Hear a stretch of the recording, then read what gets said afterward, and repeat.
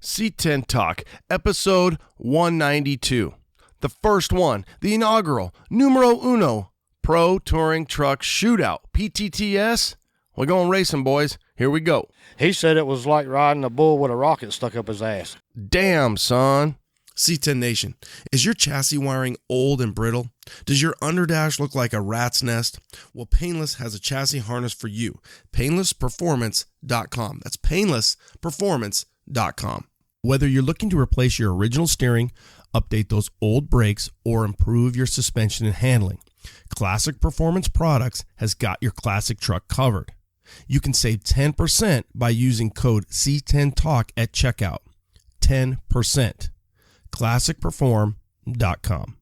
If you're like me and you want the best possible products for your build, Mar-K Quality Parts has you covered. From side moldings to bedwood and so much more. mar-k.com, and follow them on Instagram too. Hey guys, it's time to upgrade your stock lighting on your classic truck for increased visibility and safety. Think United Pacific. And by using code C10TALK15, you'll save 15%. upcarparts.com. Save 15% by using code C10TALK15. Let me tell you what Melba Toast is packing right here. I've got 411 posi track out back, 750 double pumper, Edelbrock intakes, scored over 30, 11-1 pop-up pistons, turbojet, 390 horsepower. We're talking some bucking muscle. What does that do? Does that blow your mind? That just happened. Welcome to C10 Talk, your C10 Truck podcast. And now I have a chance to be the best, maybe the best in the world. My old man is a television repairman. Got the ultimate set of tools. I can fix it. I said I got 50 cents in that jukebox, and all I can hear is your mouth flapping. You hear that? Here's your host, Ronnie Welch.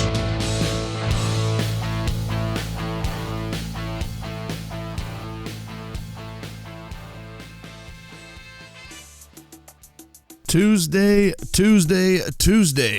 What up, C10 Nation? Well, usually when I start off these intros, I like to be a little bit more pizzazzy and jazzy and just me, I guess. But unfortunately, over the last couple days, just some crappy news. We found out one of our own, very young man, who was a big part of our scene in Phoenix and the C10 Club, Arizona, Mr. Wyatt Jackson. 18-year-old lost his life. Sunday morning, his parents found him, and he suffered from a previous heart condition. What I'm getting is that he had this condition for a long time, like potentially could be from birth. As I find out more, I'll obviously let you know, but crazy. We were at AZ Pro Performance. Travis has a little get-together. We were there on Saturday. And there was Wyatt, just as usual, as normal, got a camera wrapped around his neck and, in and out with Dad, snapping pics, just like he always would for any kind of event here locally. You might have seen him at the Get Down, any Arizona C10 Club meetup. He was there and had a smile on his face. I first met Wyatt probably about 2 years ago when he popped up with his dad, Jeff. And he was like, yeah, I'm going to be, I'd like to take pictures. And then he came up with a social media account on Instagram, AZC10 Media. That's how I first was exposed to Wyatt. Then he decided, hey, a little job or something that I might try to do. I'm going to get the Carter Hickman program and do renderings, kind of like what our buddy Digital C10 Kevin did. So we were all like, sweet, let's throw him some business and let him do some renderings. He was on it. He was happy to help, happy to be part of the scene, the movement. And, just anytime you'd go to an event, you'd see him. And his dad would bring him, and he was pretty pumped. He had his Blazer. Last time I saw him out at Travis's, he had a dually, a crew cab dually. He had a lot of different things, a lot of different irons in the fire. Talked to him Saturday, 4 or 5 days ago, and I was like, hey, what's the plan? He's a graduate of 2020, so actually my alma mater, the same. Just kind of where I grew up. And Payson, my son, was the same. So when I see, Wyatt, I kind of think of my son from the same age, both class of 2020, and you're like, hey, how's it going? What are you thinking? What's the plans? How is the COVID affecting your plans, and what do you want to do? He was like, I'm going to do some, computer classes at Mesa Community College, the local community college here, and he was excited about it. And he's still working at the high school doing some AV stuff.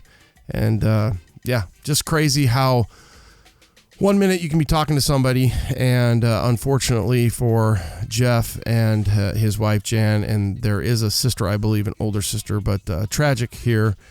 So young, such a great kid, always had a smile on his face, and he will be greatly missed in our scene. It'll be tough when we go to an event and we don't see him. So our condolences and our thoughts and our prayers go out to his family, and you will be missed, Wyatt. I promise you that, brother. Rest in peace. And the family has put out that there is going to be a viewing on Thursday. So if you're local, this Thursday, the 20th, at the Bunker Funeral Home, 6 to 8. Now you can get on, I'm sure, C10 Club Arizona, C10 Talk, Big Ten Garage, I think Chevy Only Krista. There's going to be a lot of people that repost it. So if you are local and you can attend, the viewing will be Thursday, the 20th, 6 to 8. And the this Saturday, they're going to have a little cruise and kind of a memorial run for Wyatt. On another kind of a cool but sad note, I did talk to Doug Hitch, which is Paul Hitch's son. Now, Doug is probably like mid-70s, and, Paul was 101 the first time I interviewed him, 102, and then passed away earlier this year at 103. Well, I was talking to Doug, and he's like, yeah, I listen to the few episodes you had with my dad every now and then just so I can kind of hear his voice. And that one hit me hard because I was like, man, that's so cool. And I'm glad that we can, provide that, and that his son can, turn on the pod and listen to Paul. And what a cool thing to hear that. And that I didn't really think about it from that perspective, but cool, but sad. So 2020, man, I'm about done with this freaking year. What else do we have going on? We have, let's see here. Well, this show, we have a show to put out, and it's going to be covering the first annual inaugural Pro Touring Truck Shootout. You can check out Arnie's episode over on the OBS Talk, but he was very jazzed. This has been in the works for a few years, and good for Arnie. Everybody, really had a good time. It did feel like a little bit of a throwback time. Now, I didn't go to Southeastern Truck Nationals in Tennessee a few weeks prior. I had to work, but I was able to make it to this. We flew into Tennessee. We got to swing by Bryan Motorsports. That was super cool. And then head up to Bowling Green. The event was Saturday and Sunday. Now, Friday, of course, we all got together, but the actual racing was Saturday and then Sunday. And then Saturday night, the event was at the National Corvette Museum there in Bowling Green, and there's a raceway and all that stuff there. So we were able to have dinner there, and there was a little award ceremony, and then we got to go to the Corvette Museum, which exceeded my expectations. I didn't really think like, cool, I'd go check it out, maybe a 4 out of 10, but it's an easy 8. Without a doubt, it was a lot of fun. New Corvettes, old Corvettes, the sinkhole that happened, I think, about 6 years ago, and the way that they turned that event into, or that issue, a big ass sinkhole in the middle of your museum. They kind of turned that into an exhibit, and it was pretty cool to see all that. So if you ever get a chance to get out to the Bowling Green area, you're a GM fanatic, you will definitely not regret going to the National Corvette Museum. It was worthwhile. Overall, the event was fun, the Pro Touring Truck Shootout. Now, Saturday, the guys were racing, so that was more of the autocross, and then Sunday was the speed or start-stop challenge.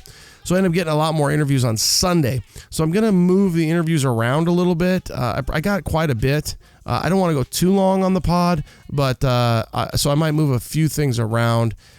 Just because Sunday I felt a little bit better about, interrupting whatever the drivers had going on. So I might move some stuff around from that perspective. But nonetheless, tons of people, rad time.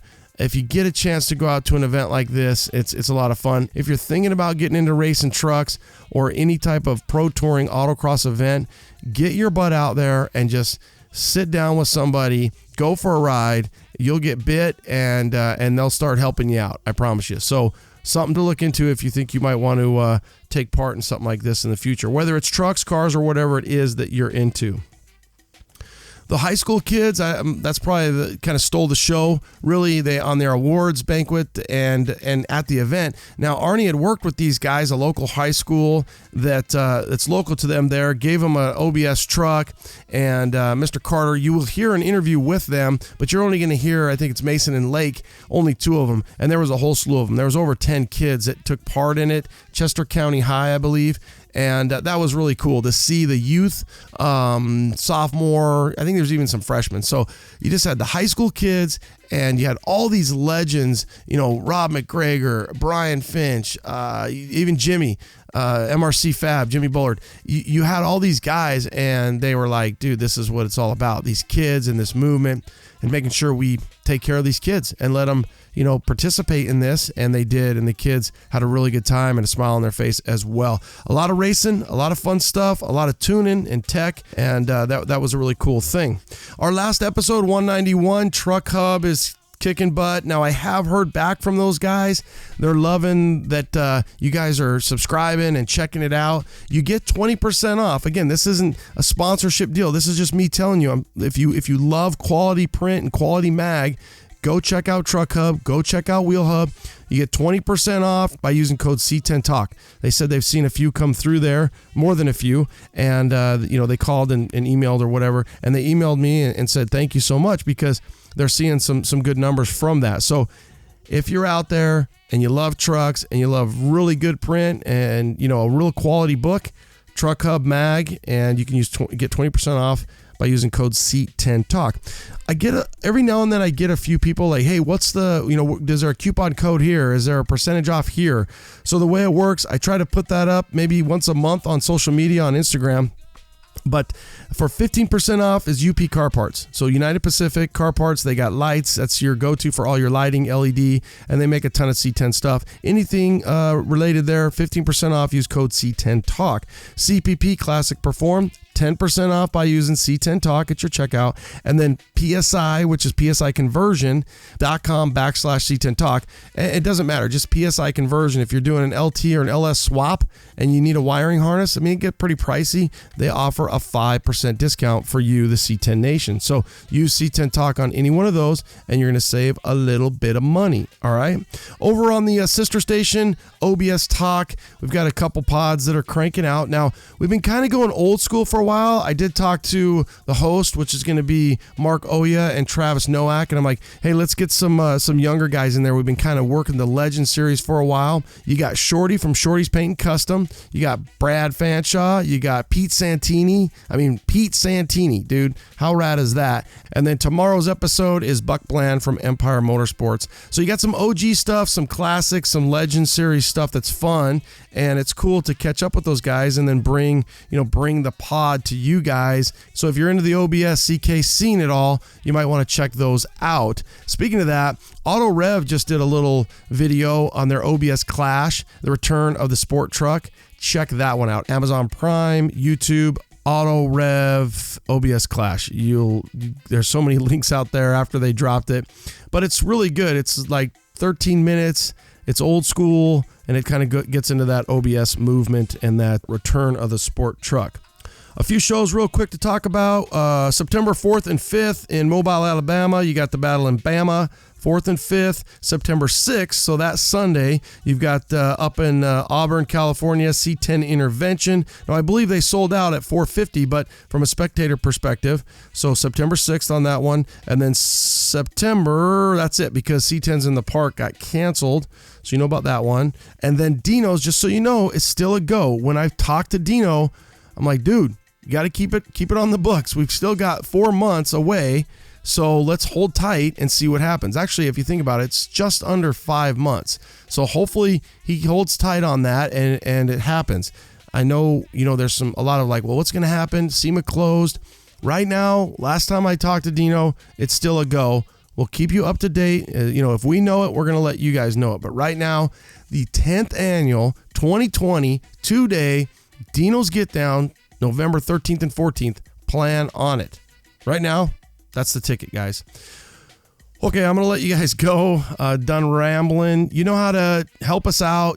Share the pod, like the pod, rate the pod. If you need C10 Talk gear, OBS Talk gear, C10 Nation gear, C10Nation.com helps us out. You need stickers, whatever you need, we got it here. We got cool leather keychains, C10Nation.com. Banners. We have some really kick-ass banners as well.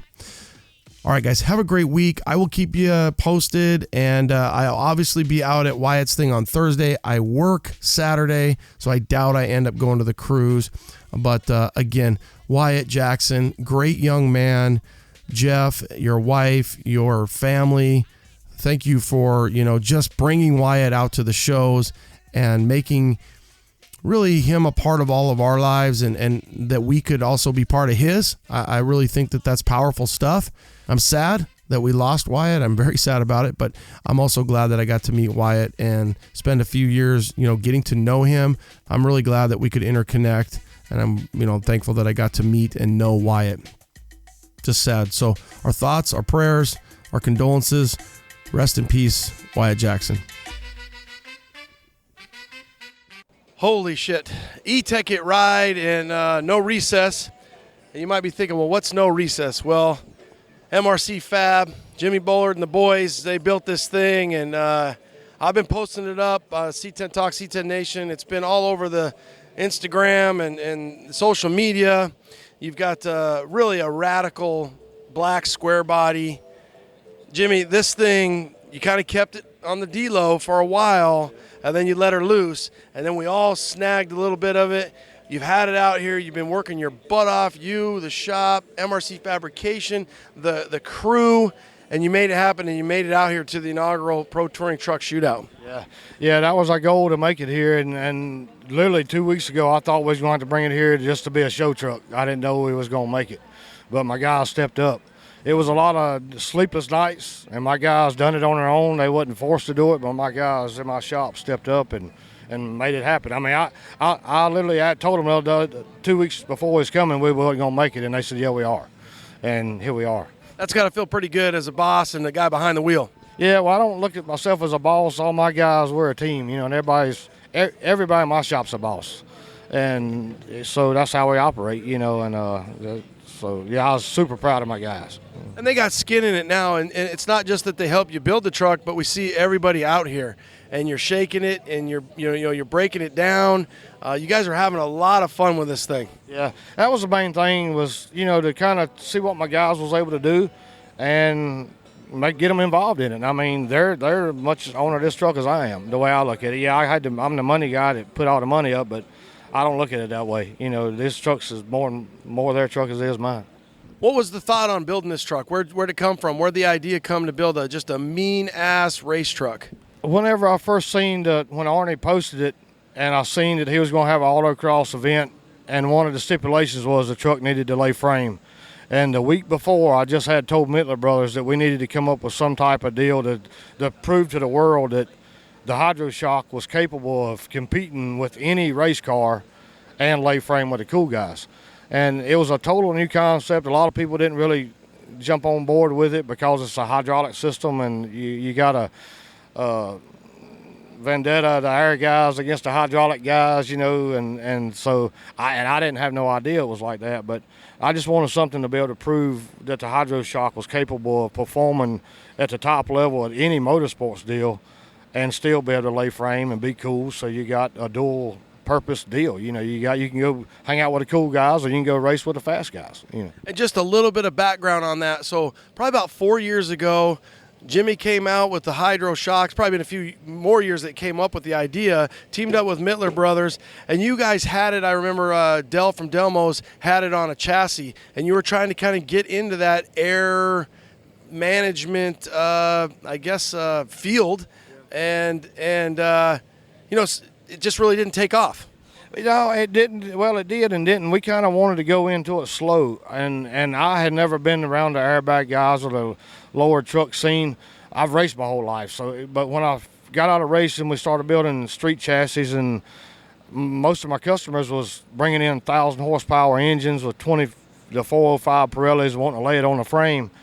And I was like, why you want 1,000 horsepower and put airbags on it? and you can't use 1,000 horsepower, in my opinion. You know, I'm the type, if you got 1,000 horsepower, let's show you got 1,000 horsepower. And so that's when I come up with the idea for the hydro shock, you know. So I wanted people to be able to perform, not just say they got it, you know. So that's how the deal come about. So you see that Arnie's got the show, Pro Touring Truck Shootout. You know you've got a market with your hydro shock. You, your team, you say, let's build a truck. Let's show the world what it can do. And you made it out here. Yeah, we made it out. And actually the truck performed probably 200 times better than what the driver did. But because I had like 3 hours of seat time in every autocross race, but we still finished second in the autocross deal, and end up winning the ultimate truck because our stuff laid frame. And then we ended up winning the speed stop challenge today because of the seat time. I mean, I thought about it last night, and I was determined I was not going to get beat today. And we come in and done the deal. So we was able to prove that the hydro shock and what we can do is, you know, the best we can do, you know. And like you've said, you grew up racing, you've been behind the wheel, and you're going to learn and you're going to adjust. And we've seen that just out here from the first few times you went out, the amount of control and the fun you're having with the truck. But you got a team, and you guys are really, what I'm learning from Pro Touring is it's about dialing shit in.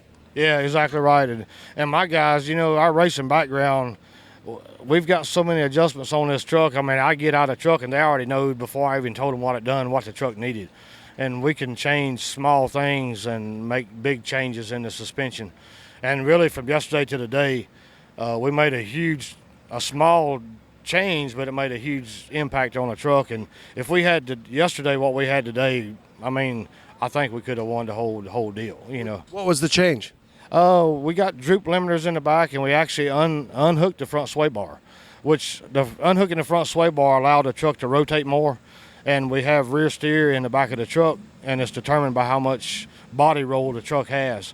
So I wanted more body roll to have more rear steer in the back, and which is not a lot. We're talking thousandths of an inch, but that thousandths of an inch made a huge difference. So when it feels itself roll, it knows its senses to turn, to take the roll out and help assist with the turn instead of a swing? Yes. So we're running our full-length bars at an angle, so as the body rolls, it allows the rear end to turn right or left, whichever way you're turning. And we can control how much rear steer we have by just changing the angle in our full-length bars. And a lot of the dirt car guys now, the super late model guys, or any dirt car guys now, they have 12, 14 inches of rear steer. And we're literally working with 1/4 inch to 3/8 of an inch on asphalt. But we're using a dirt car style theory suspension in the rear end of this truck to allow for rear steer. Now, I think Rob drove this, right, McGregor, so you kind of had the Godfather. What'd he say? He said it was like riding a bull with a rocket stuck up his ass. And literally he rode with me first before he drove it. And we made a lap, and whenever I stopped, I mean, he had looked at me and he said that had to be a 20-second lap. I said, no, it's probably, 50-second lap. He said, well, it felt like a 20-second lap. So then that was the problem. The truck, I mean, we literally have way too much power, and then after he's rode in it, he actually got in and drove it. And that was his first thing he told me was we was way overpowered. And I know that before we ever left the house. But, we didn't want to come underpowered. And so next time we come, we are going to detune it to make it a lot better. So, but Rob was like, dude, you've got a rocket ship, and he was really impressed with it. What's giving you all that power? What motor you got in this thing? We've actually got a LS7 based, it's a race car engine. It's a 14-to-1 compression 434 LS7 race engine. And when I had it built, and when I first started watching autocross racing, I seen that they built the tracks to where they was driver challenged. So you would have to change gears in certain parts of the track to get from point A to point B. And so my idea was if I could get an engine that would turn a ridiculous amount of RPMs, that I wouldn't have to change gears. So the engine we have, we can literally turn it 10,500 RPMs. And stay in first gear? Yeah, well, whatever gear selection we have with a quick change deal. This weekend I was in second gear. But we was hitting the rev limiter at 10.2. And, that's kind of unheard of. And then yesterday, this same engine in the street challenge deal, I rode it, I didn't even turn the fan on, and the motor got 160 degrees all day long. So the technology now in racing has, far surpassed what the old theories used to be. Compression made heat, and it does. But now the motors are so efficient, we can turn them 10,000 RPM with 14-to-1 compression, but we don't have any heating issues. What tranny? It's a NASCAR road race transmission. It's an Andrews transmission, and there's a lot better, like Bowler and some of the other guys, and the sequential stuff's a lot better deal. But I already had this transmission in the shop, and I didn't want to spend another $15,000 on a transmission, for it would take for this motor. So I just used what I had. I'm kind of handicapped a little bit with the transmission I have, but it's bulletproof. So we might change it down the road, but for now we're fine with it.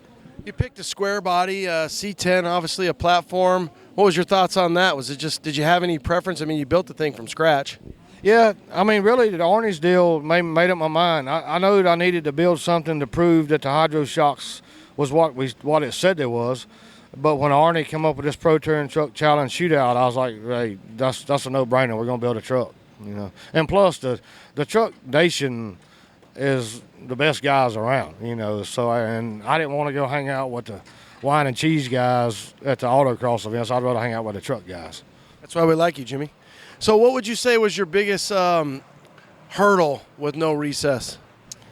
Good was never good enough.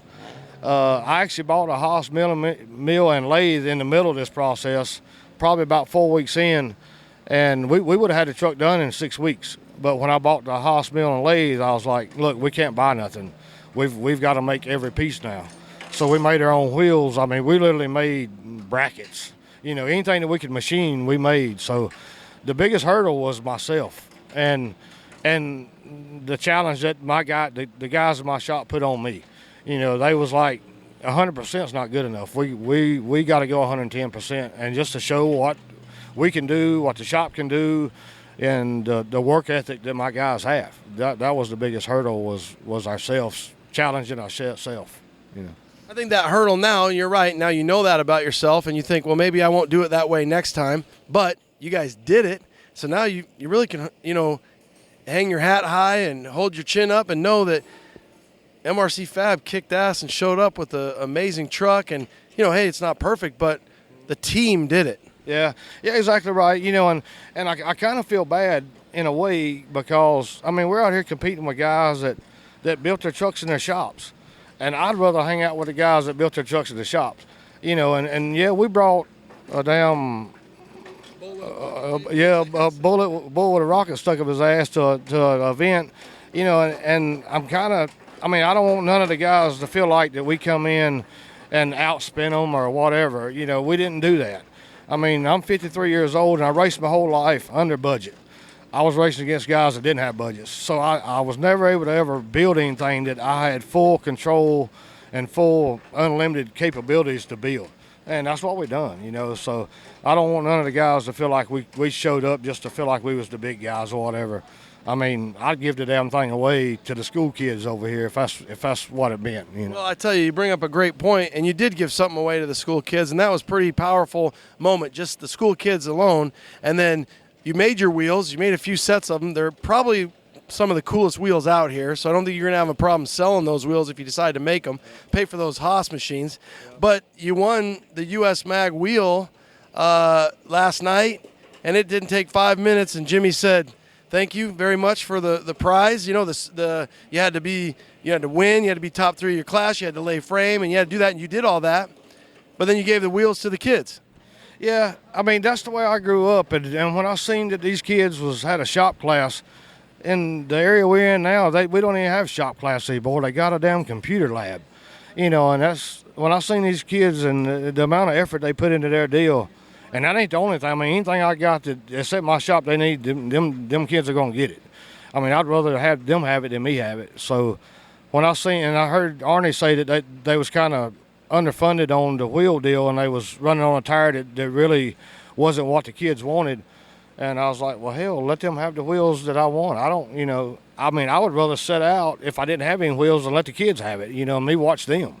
So that was, it was a no-brainer. I wasn't going to take the wheels home and the kids needed the wheels, Well, that says a lot about you and the team. It really does, and thank you for that. What's next for you guys with this truck and with the shop? To get back to the shop and get on customers' projects, because we haven't worked on customers' projects in like 3 or 4 weeks now, and the shop hasn't made any money, and the damn bills are coming due, so we got to get our ass back to work. And I'm going to put this thing up for probably 3 or 4 weeks and just forget about it. And I've got to do something with my wife, because she's literally hasn't seen me in 12 weeks. And so, man, I'm going to take the wife out somewhere, and we're going to do something, and I'm going to let the guys chill out for a little bit. But Monday morning, we're going to be back at the shop and work getting our customer stuff done.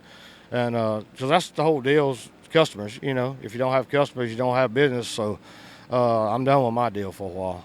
Well, it's good to hear that everybody's got problems. You know, balance, I should say. You got to have balance, and you got to figure it out. And you guys took the crew, you built the truck, you built a rad-ass truck, you showed up.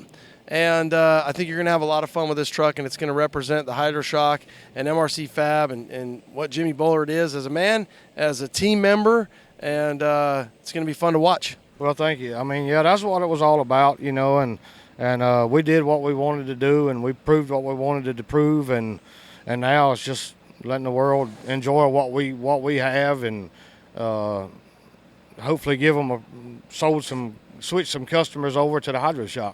You know, and that's going to help out more than just me. It's going to help the manufacturer part of Mittler Brothers. It pays their employees. It keeps them busy. And so that's more what I'm about, you know, is keeping everybody busy and everybody benefiting off of something that we come up with. So they can get this through Mittler Brothers. Is there other distributors of the Hydroshock? Right now, it's just Mittler Brothers on myself through MRC Fab. We are going to set up working on a dealer network deal. I talked to Anthony some this week at GSI. I've had a couple other chassis shops just called us talking about them, so we want to set up a dealer network.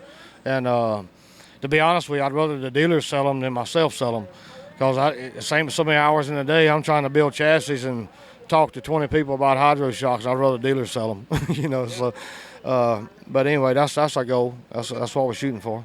Well, I got to take a ride in No Recess, and it was nothing short of an e-ticket ride. Big horsepower. We had a lot of fun. I'll post up the video. Jimmy, the crew, MRC Fab, I hope you guys have a great trip down the hill and getting back to work and getting some family time, and we appreciate you making the trip out. Thank you, sir. Yeah, we're going to come out your neck of the woods since SEMA's out. I think we're going to plan on coming down to the Get Down, and hopefully we're there with everything going on in our world, and getting away and getting an event like this is a lot of fun because we have been cooped up, and we hope to see you guys in November. Yes, sir. We plan on being there. Anything we can do to support anybody that needs a show, I mean, we're willing to support anybody. So give us a call, and if we got free time, we'll be there. Check them out, MRC Fabrication, Jimmy Bullard. Thank you, Jimmy. Second day, PTTS, and we are hanging out with the living legend, Rob McGregor, No Limit. And really, Rob, if you don't realize it, and you should have, hear this, but you're a big part of this, if not one of the biggest parts. You inspire these guys, I know for a fact. I talked to Tricky Air Arnie, and, once he heard that not only you were in and endorsing his event, but throwing in some money, No Limit threw in $1,000, and, so that's a positive thing for this scene and this movement. And then you show these boys, because you ended up having the fastest time, I believe, yesterday at the awards ceremony. But you're a big part of this, if not one of the biggest parts. What do you think about this scene and a new show and the movement of the Pro Touring Truck Shootout? Well, I got to say, thanks for the kind words. And it is an honor that I'm regarded in that way. We work really hard to do what we do. And, I'm just one of those guys that loves trucks, and I don't know why, but it's a sickness and I can't help it. And people think that it's odd, but that's just how it is. You guys know. And when Arnie and I talked about this starting like 3 years ago and throwing our ideas around, and when he came to me almost 2 years ago in Texas and said, I'm going to do this for real, I said, dude, whatever you need, I'm in. And so we're here in Bowling Green. It's the first one. It's going really well. As you would expect with a first-year event, there's a couple of hiccups, but all in all, everyone's having a great time. There's 70 or 80 really cool trucks that are competing. There's another 30 or 40 in the show area that are awesome trucks. I see some of the coolest looking trucks here that I've never seen before. And they had guys haul out from California and all over the place. And this is the first event we've run at this year because of everything going on. Texas got shut down. That would have been our first event. We haven't been to one since. So this is the first time we got to see all our trucking friends. And it's just been awesome. Yep. I think you nailed it from the perspective of it's the first year, and people kind of have a little asterisk there, not from a negative perspective, just to say it's the first year. You're going to have hiccups just like anything that you do. And having the support of the community, and the cool thing that I've noticed, and I'm not really a pro touring guy that knows, all the faces, but you have a lot of tiers here. You have the highest level working your way down. And the one thing that I have talked to when I interview some of the guys that are, looking up at you guys, is they're just gracious in the perspective of, these guys are so awesome. Everything's going smooth. We don't have the fastest. We don't have the slowest. We're working through it. We're dialing stuff in, and we're having a really good time. Yeah, I mean, there's a crew of high school kids that built an OBS. It's here, and I've talked with those guys. We were driver coaching them yesterday, and it was great. I drove 6 or 8 different trucks yesterday with the owners in them to show them the quick way around the course, and then you watch them pick up time, and it was great. There is an awesome built truck here from Mittler Brothers. I'm sure you guys have seen it on Instagram. I'm not really a Graham guy, but even I saw it, so that's how awesome it is, right? And they let me drive that yesterday, and it's a total monster. When they get that sorted out, it's going to be a rocket. And to show you guys what's going on, they had a little parts breakage there yesterday, and they were trying to fix it, and they were short on some hardware, and I knew we had it, so we went over and grabbed all their hardware they needed to fix it.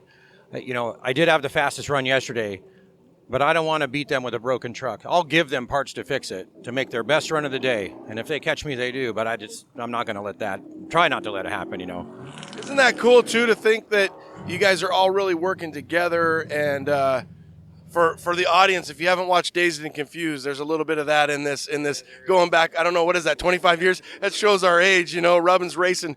But you guys are working together, and it's really all just about the fun. And you brought it up, the youth and the young kids and those guys on the stage last night. It really made you feel good when they were talking about how, hey, I didn't know these other guys. I just got involved with this, and next thing I know, I'm out here, having track time with Rob McGregor and these pro touring truck shootout guys. And, they're going to remember this for the rest of their life. Yeah, I did the course walk with them yesterday morning, and then 2 or 3 of the students rode with me. And, as they were commenting, how far they'd taken their truck from what it was, and then they rode with me, and they were just blown away. Like, they had no idea, either before they started or when they were working on the project at school, that trucks could go that fast. And I know a couple of them rode with Finch and some of the other guys, and they were excited and hot last week about this whole deal, and now they're on fire. So it's really cool to see that, At the end, for the audience, at the end of the award ceremony, they were talking, and they're like, it's a V6 automatic, and they're like, we've got to at least get like an LS motor with a 5 or 6 speed truck, and they were pretty jacked up, and that's what'll happen. What would you say, Rob? Somebody wants to get into this scene. What's the advice? Go to an event. That's the first thing you need to do. Go to an event, and even if you're shy, just walk up to some of these guys and ask for a ride along. Ask what parts they used. Ask them to. A lot of guys stepped in and they bought a bunch of bolt-on parts, and now they realize they want to go farther, and it's hard to divorce yourself when you've made a half step, because you got to turn around and go the other way to make a bigger step. And so you go to an event and start talking to the guys, you can learn. You learn what they did right and learn what they did wrong, and try not to do that. And, like we just did a little OBS project that we've been playing with. We brought it out here, and we're letting everybody drive it, and it's super fun. And, that's an area that we haven't really been involved with. And I think those are coming along because they're so easy to do. I came from the realm of 55 to 9 Chevys where everything is a struggle. I love those things. It's still my favorite truck. But it's not an easy build, right? And especially if you want to be competitive, it's a really hard build. The OBSs are easy, right? And the next one's the cat eye. That's what I call them. And, those are factory LS and stick trucks. And so those are going to be, you don't have to worry about how to do a motor swap or anything. You just do some suspension and brake work and clean it up, and you come out here and have a good time. So don't worry if you're slow, because all you got to do is, if you're faster at the end of the day than you were in the morning, then you made a step forward. You're faster, right? Maybe you'll never be as fast as me, I hope. But there's going to be a guy that does it. Jason Brady is there. He's as fast as me. Anywhere we go, it's going to be one of us. And honestly, it took him 7 years to get the Blazer to do that. And I watch him the whole way. I'm super proud of him. I know it took him a lot of work, but I don't want to be out there by myself. Right? I want other guys. You know, the guys at Mittler are going to do it. And I know there's some other trucks being built that are going to be super fast. It'll take them a couple years to get sorted, but I want those guys at the top. I want to have to race them. I want them to push each other, you know. It's fun when we can go out and beat on Corvettes, you know, and there needs to be more than one guy. So, well, it's fun to watch that. I think that's the Ride Tech Blazer, Jason's Blazer, right? Yeah. Yep. So if you guys look, you know, think about the Graham, he's got kind of a red Blazer, and he puts that thing to the pavement hardcore. And you know, even the GC guys, I'm looking at Preston right here behind us, and you look at this truck and what Bob and Preston have done, and the Provost guys. And so you have different tiers, but what I'm getting, just like you said, is get yourself an OBS, get yourself a truck that you can afford, get your ass out, get your ass in the seat, have fun, and at the end of the day, you're going to want to, you know, build it better little by little, but it's about just getting out here driving and hanging out with great people. Yeah, I mean, we're standing here, and you say Preston is next to us, and they built a really killer truck. They've been doing some Optima stuff with it and some other events and having a great time. And I'm watching Duke Roddy is pulling out. So I love the graphics on that truck, and it's getting progressively faster. He's one of Jason Brady's buddies, and so they work together on that truck. And you have to help me out. What year is this Ford right here? That's like a 68. Okay. And it looks pretty stock, and that guy's out here having a great time. And then, NBS rolls by, and there's just cool stuff here. So it doesn't matter how fast you are. You can come out. The Scott Rod's Dodge is out on course, right? What about the Scout guy? And the Scout, Tyler Gibson's a favorite of mine because I knew the Scout when it was a 46 Chevy Rat Rod, and he got outlawed from good guys. And now he's got a Scout body on it, and it's pretty quick, and he's a good shoe, and he knows how to tune it. So, and if you ever seen a Scout on the ground that hauls ass, well, you need to look him up. You know, I'm going to interview him. Even though we're a C10 podcast, I see that thing, and I'm like, I need to go ahead and interview him. Preston's starting up his truck. Rob, thank you so much, as always, gracious with your time, not only for the C10 Nation, but really everybody out here, the disciples, and you are, and I think you're very proud and humble about your title. But if you're not the top, you know, the king of this pro touring truck, you're definitely one of them, and you're motivating a lot of people. Well, thanks very much, and it's an honor to be interviewed by you guys. Like I said, man, hit an event and stay safe. God bless. We'll see you. Good times. Thanks, Rob. Somebody's all hot and bothered. We just got Jim Fields, Scooby, what is it, 3432? 3242. Just got back. What'd you guys end up doing? Tell us, Jim. So we compared a No Limit full chassis with a SpeedTech full chassis. All the drivers drove each other's trucks up and down the stop challenge just to see how they performed. All the drivers were seeing what was good about the steering, different about the brakes, how it handled, and they were good and bad with both. Some like inputs on others, and some not so much on the other truck. That's about it. Well, that's no fun. I want to hear more. I want to hear more breaking news about the. I guess it's a seat swap, really, if you think about it. So did McGregor get in your truck and break it down? Obviously, he's going to be biased to, No Limit, and then you might be biased to SpeedTech. I'm biased to SpeedTech. Yeah, Rob McGregor got in it. He said he loved the SpeedTech chassis. He likes the way it performs. He likes the 3-link torque arm in the rear. He liked the way it steered. He liked the way the input was. So when you compare apples to apples, it's basically the same truck. They're both square bodies. They're both set up pretty much the same, except he has a 4-link and I have a 3-link. What'd you think about the Bill's Automotive square body that has the No Limit? I like the way the truck drove. It drives totally different than mine, but I do like the way it drives.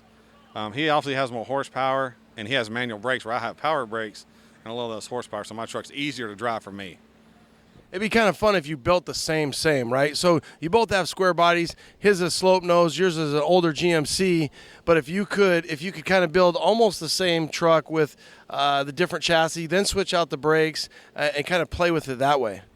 Yeah, it would be. I don't know. I like the way the SpeedTech performs. It's just the 3-link torque arm, the way it hooks. I got a lot of bite in the rear end on this thing. It doesn't want to get out sideways on you. And as soon as it starts to slide a little bit, you let off the throttle a tad and it straightens right up. So there's no give in it. So tell us about your truck. I mean, 73, 74 GMC. I've seen this thing out at LST.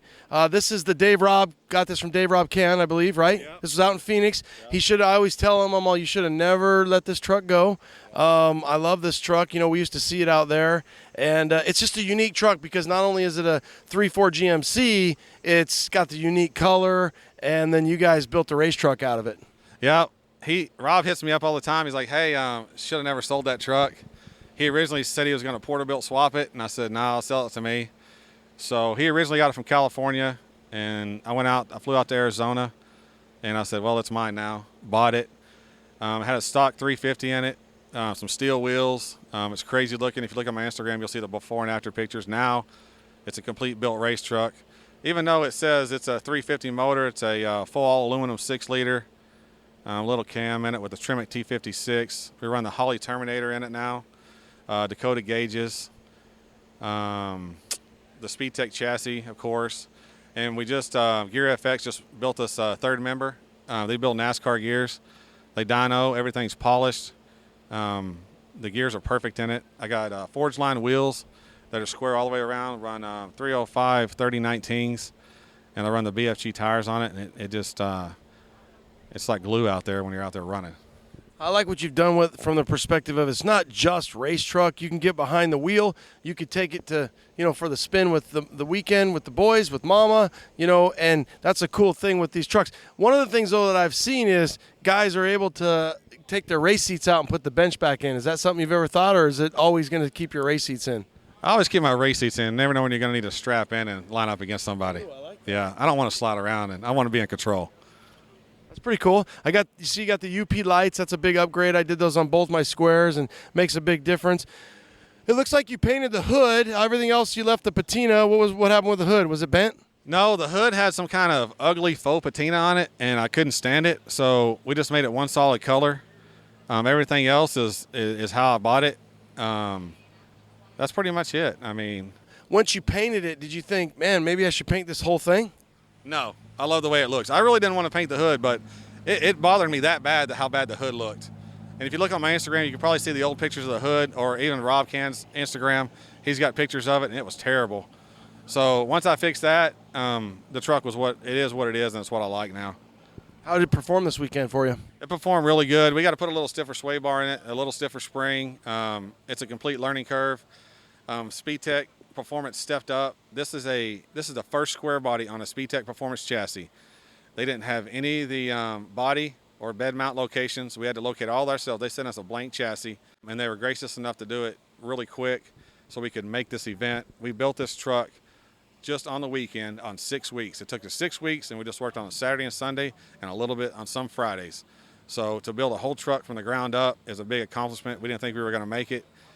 We tuned it on Wednesday, loaded on the trailer Thursday, and here we are in Bowling Green, Kentucky today.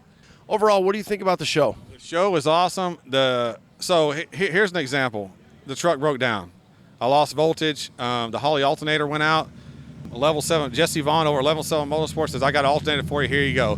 Threw the alternator in. The difference between racing and autocross with a bunch of truck guys is everybody's here to help everybody. We have a big tent set up out here. If people broke down, they brought their trucks over here. We fixed them if we could fix them. We fixed wiring issues. We fixed all kind of issues this weekend. And everybody's giving everybody pointers on tire pressure, which is a big deal.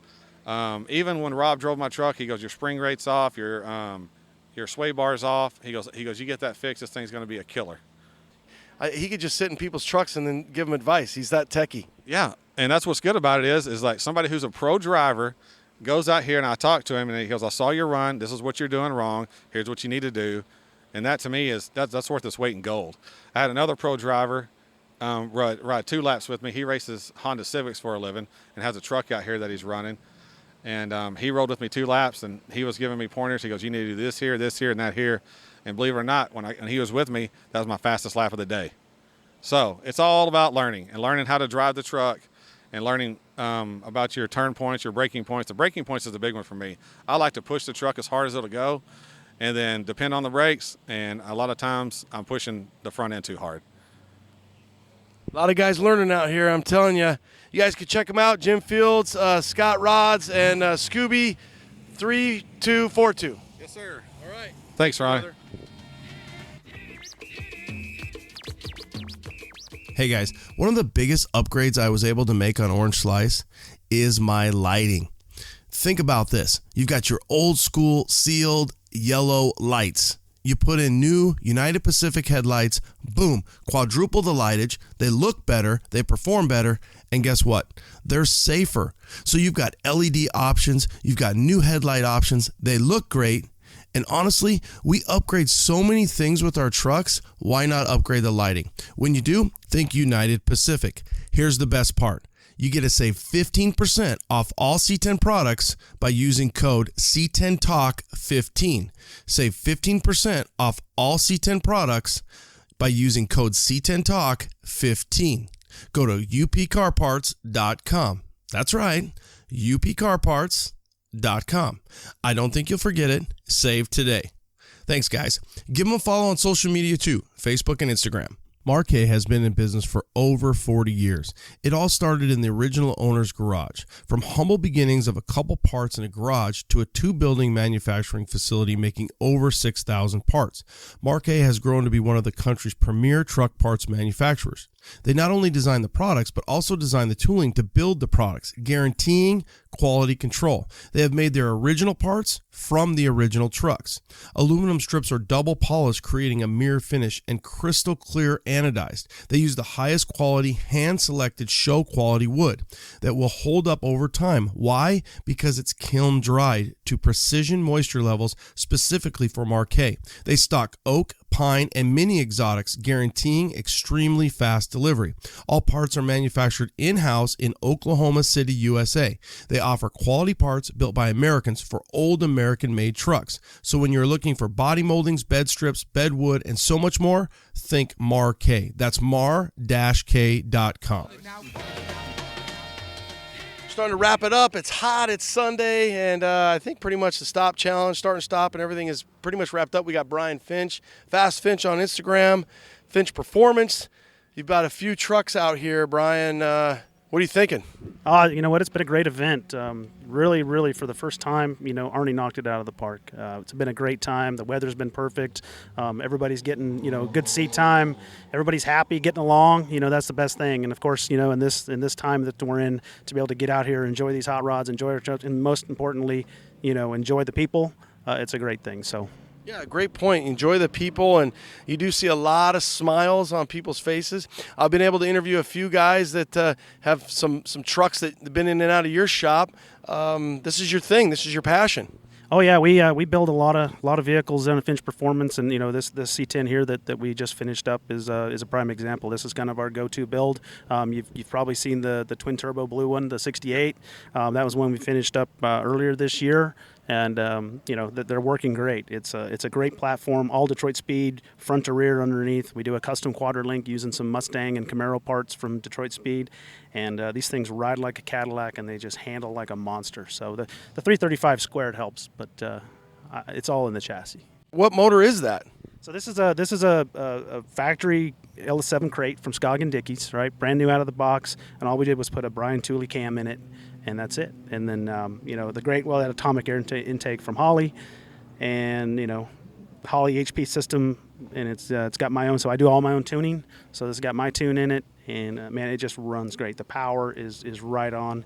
And it's one of the things that a lot of people, they think that they need to have all this horsepower. And so you can see this truck here and then the Blue 68, two identical trucks underneath, but the power plant is completely different. He's got 900 horsepower. We've got 600.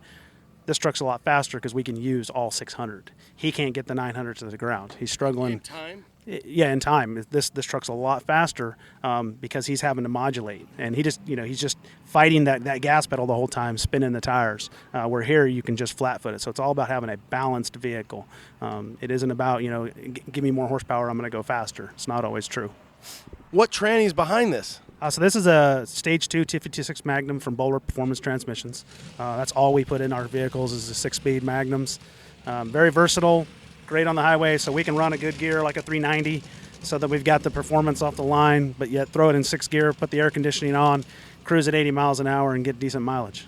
I like to hear that. So it's not just a track truck. It can be, you can run it, you can take mom out on the weekend, and you can have fun. You can go to a show. if the show happens to have autocross or pro touring truck challenge, you can get behind the wheel that way. Yep. Yeah, we build these things as real steel trucks. I mean, there's no plastic parts, no fiberglass, no carbon fiber. So they're heavy, but you know what? That's why we like them. We build them to drive, and they ride so nice that you can take them anywhere. You can fire this thing up and go to California. So. Well, you got 18s. I love that. That seems to be the trend out here. I was just kind of pulling you over to the side here. I want to see the stance. It's definitely about what I would say for the audience, a 5'8" drop if you think about static numbers, because you almost have it a little lower in the back. Now, do you have some tunability there? Yeah, this is on coilovers, all four corners, so we can set the ride height where it is. We're about 4 inches off the ground from the frame, so speed bumps going into parking lots, curbs, no rubbing whatsoever. And then with the offset of the wheels, so this is 18 by 12 square, same offset front and rear. You can actually rotate the tires on a race truck, so that's a cool thing.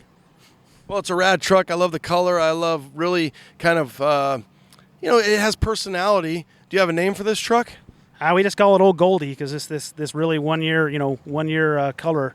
A lot of people call it turd brown, but it's the beauty's in the eye of the beholder, and it's grown on me definitely since we started building this thing. When my partner Mark, business partner, when he drug it into the shop and we started looking at it, I was like, man, that's an ugly ass truck.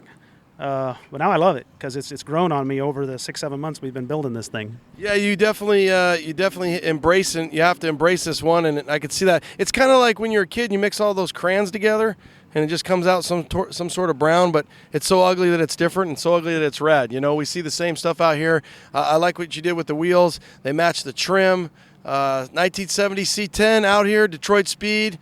Brian Finch, killer setup, brother. Thank you, man. Good talking to you. You too. Thank you. Starting it off, PTTS 2020. I've got Duke Roddy and Shane Wing, and you guys are out of Louisiana? Okay, Duke said he doesn't have social media. Shane, do you have social media? What is it? At Instagram at 16 Chevy. 16 Chevy? 16 Chevy. Okay, 65 C10 here. You got a cool, amazing T-Rex looking graphic art on here.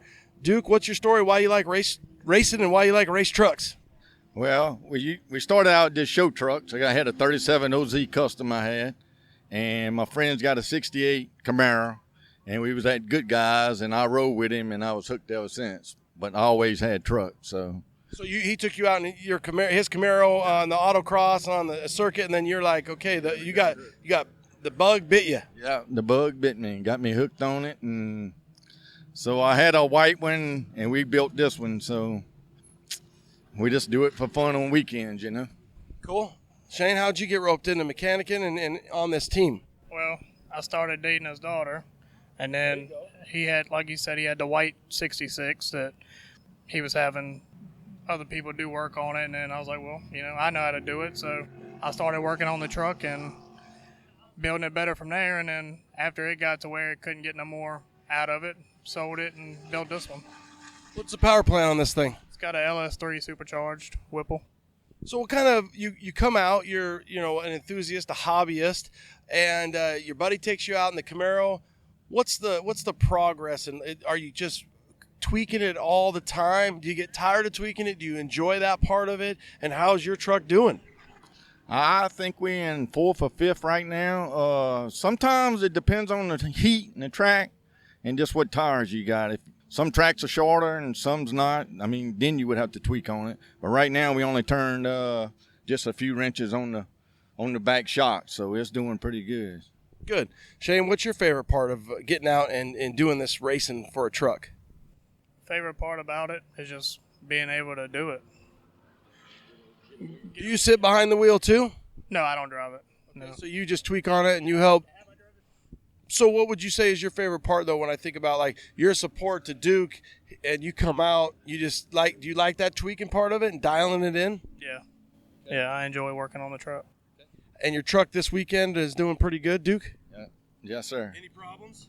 No, we just had one little hiccup. Mighty Mouse catch can, and it should have been a cap instead of air breathe, so it spilled a little oil, so we just taped it all up and put some rags on it, and we have to get that fixed So correct me on that. Is that where like you have so much pressure and your overflow goes in and it kind of separates? Yeah, you have a breather out the driver's side, and it's for some reason it's wanting to push too much oil out of it. So you're splattering oil? Yeah. That's nothing to stop you though, right? Just an adjustment, unless you're getting oil all over the place? Yeah, just if you get oil, like I said, we taped it up and put rags on it, and we ain't have a problem since. So, do you call this? Do you have a name for this truck? Well, my grandson loves dinosaurs, so I guess might as well call it the Jurassic Park Runner. All right, that looks like it because you got a cool wrap. LS3 powered. What kind of gearing you got in this thing? I guess you would call it a dirt track 4-speed transmission, and it's got a quick change rear end, so you can put any gears you want in it. You find that you're getting to all 4 gears out there, Duke? No, we just shifted the second on the third run, so it looked like it held better. So right now we got 308 gears in it, more or less highway gears, and if the less shifting you do, the better you are, Yeah, I was wondering if you didn't want it to get up there in that, second and third, just try to stay in 1 and 2 then? It'll never come out not on this course, it'll never come out of second. Now, is tomorrow the road course? They said that's an option. If you want to pay them guys, you can run it. If not, But like in the LS Fest, we can run it if we want for free, so. Yeah. Now, will you be back over at LS Fest in a couple weeks back here or over at the other raceway? Yes, we'll be back this year if they have it, with the corona, so. Sounds like they do. I interviewed them not too long ago, so. All right, guys, thanks for taking time for C10 Talk. Duke, pleasure. Shane, and your Instagram again? At 1.6 Chevy. Okay, we'll tag you. Thank you, guys. Here we go. Keith from High Speed Lifestyle, and you're out of Kentucky. You said like Anderson County? Yeah. Yep, Anderson County. What's the city? Lawrenceburg.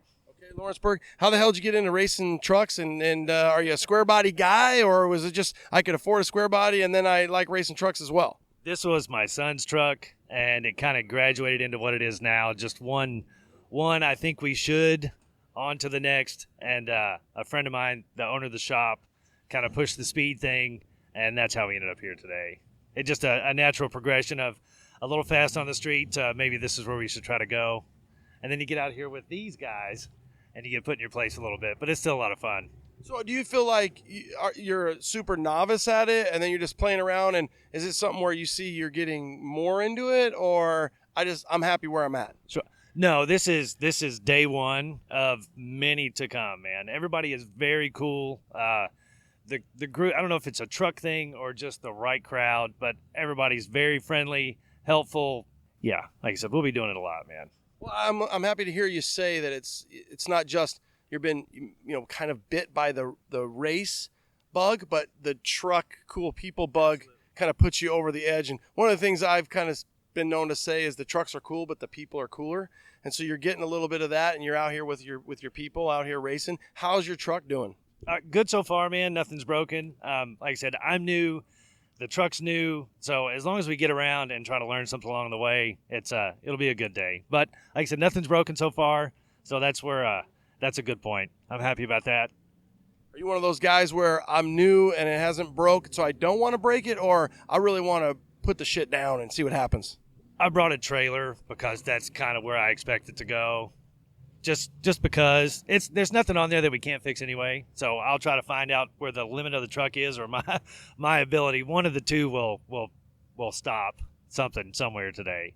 So what's your background? If you've got the High Speed Lifestyle behind you on this, and they're building kind of the truck, are you an office guy by day and a racer by weekend, or are you a truck guy too? I'm a painter by trade. Like I said, the owner of the shop, Brandon, good friends, had the truck. He's a truck guy, big speed guy. He was diesel before this, and then this truck came along. He helped me with the turbo stuff, and then the suspension afterwards. And that, of course, led to trying to see what we could do with it, not on the street. So we're here today, and he's racing too. So it's fun, man. There's a lot of people out here and a lot of fast guys. I'm only trying to beat one guy, and that's him. So that makes it fun. I know. Nice. I'm gonna have to find him. So what do you got under this thing? What kind of components are you running? It's a 4.8 twin turbo. I do have CPP control arms and Viking coilovers up front. The rear's mostly stock. It's got the NV3500 truck 5-speed, which is, that's been in there for a long time. That was in there before the LS was. And it's just lowered, man. It's not – the parts list is pretty short considering the crowd that we're in, but it's a lot of fun for me. What's a parts list want? What's one of the big ones when a guy gets out here, tastes it a little bit? What's something that you'd like to put behind the end of the truck? I know the transmission for sure. Yeah, I'm thinking that Yeah. NV3500's got to be like – That's the toughest. No, it's a truck transmission for a reason, man. That's I see a lot of guys out here running different stuff. The rear suspension is the absolute next thing. I mean, those are leaf springs and, the stock rear end, which is fine for what I'm doing. I feel like the 4-link and some more coilovers make a big difference. The chassis guys are out here, and you can really tell the difference from one truck to the other, as far as what may be, there's 10-second gaps between myself and the fast guys. And for a beginner, I'm fine with that, but obviously you see where to go, and it's good, man. It's a fun time. So what do you throw out to the guy sitting at home? He's thinking, I want to get behind, maybe build a race truck. What should he be thinking? Just drive. You don't have to build anything. I mean, there are trucks out here that are more and less than what mine is, and nobody's giving me any crap for being slow. Everybody just wants to race and go fast and help you get faster, and that's why I've been to racetracks before. The truck thing is totally different. It's totally different from my experience. Just, like I said, just go drive. Just go drive. You're not going to have a bad time. Even the slowest guy is having an awesome time. He'll go through the trap at the slowest speed and still have a big smile. So cool. I like to hear it. And the parts guys are here to help you, go fast because that means you can spend more money on really awesome parts. It's a vicious cycle. Yeah, it really is. Okay, brother, I'm glad you're having a good time. I love your truck. It's a 78 C10 square body truck. He's got some U.S. Ramblers on there. He's got a cool blue and white two-tone with a little bit of a lime green. I'll take a couple pictures of it and tag High Speed Lifestyle. Do you got a name for this truck? Cheap Thrills is where it started, just because of some of the components that were on there engine-wise. I mean, just like a lot of the guys out here, it was a junkyard engine and some eBay turbos, and we're just gradually putting the good stuff on there. Started with the suspension as far as the upgrades and the brakes too, but it's a process. You bring up a great point. You don't have to have the biggest, fattest, juiciest wallet. Some of these guys do, and you're right. They're 10 seconds ahead of you.